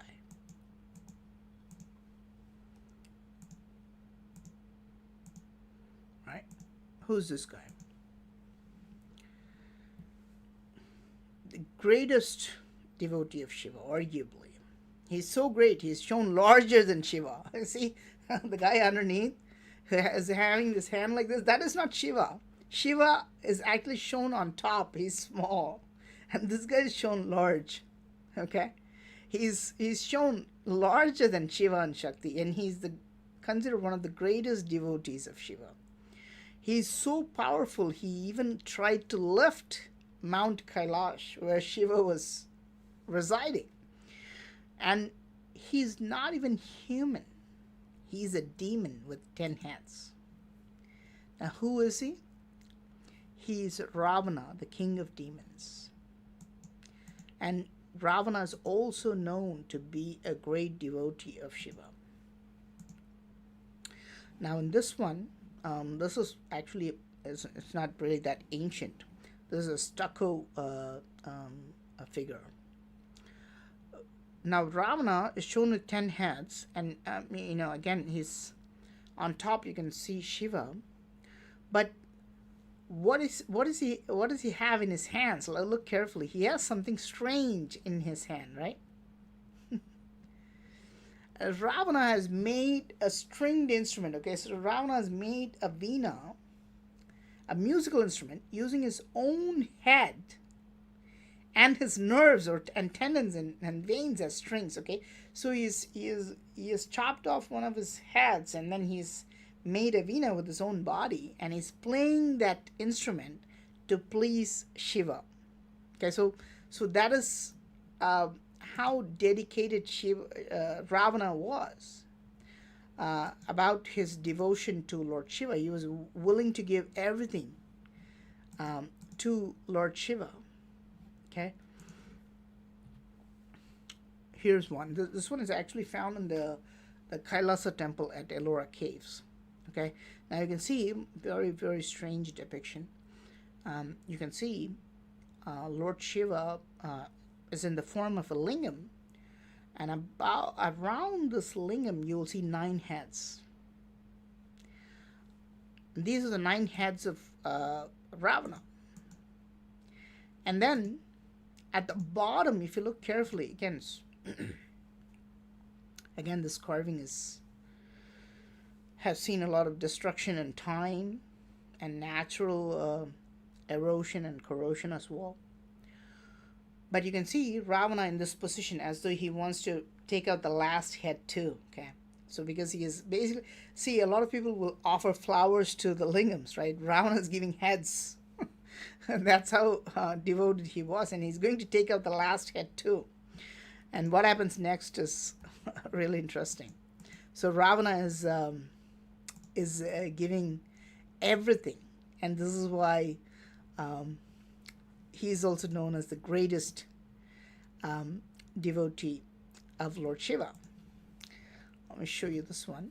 What about this one? What about this one? Ancient statue. Who is this? Is this Lord Shiva as a child? Maybe he's shown dancing.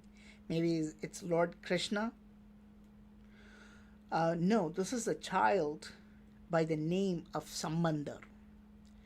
Now, even as a child, he was a great devotee of Shiva, and he only lived for 16 years. He only lived until his 16th year. Okay, so in this just 16 years, he became the greatest devotee of Shiva, and he accomplished so much in his young age. In such a young age. So they they glorified him to make him look just like Shiva. That's why he's always shown as a child. Okay, he's always shown as a child and always shown dancing just like Shiva, happily dancing. So you see, uh, the name of this devotee is Sambandar. Okay, so you see, the followers of Shiva are not just men. It's this the devotion to Shiva is not just to a group; it's for everybody. It's not just men; they're women. I showed you the old woman who was walking upside down, the greatest devotee of Shiva. Demon, the king of demons, Ravana, being the greatest devotee of Shiva, and even children, right? So this is just a child, but he's considered the greatest devotee of Shiva many centuries ago, and this person is still worshipped as a saint in Shiva temple. Samandar is still worshipped. He still has statues in Shiva temples after many centuries because he was also a great devotee of Shiva. So, in worshipping Shiva, nothing matters. It's just your unwavering devotion and laser like focus on Shiva. So, I've shown you um, a lot of information about. I've thrown a lot of information about Lord Shiva to you, right? I've also given you some um, esoteric information about this. I hope you can use it as a stepping stone. I can't tell you everything, um, but I will try to share more knowledge about ancient texts and carvings to you. If you've been watching this, I really appreciate you being here with me.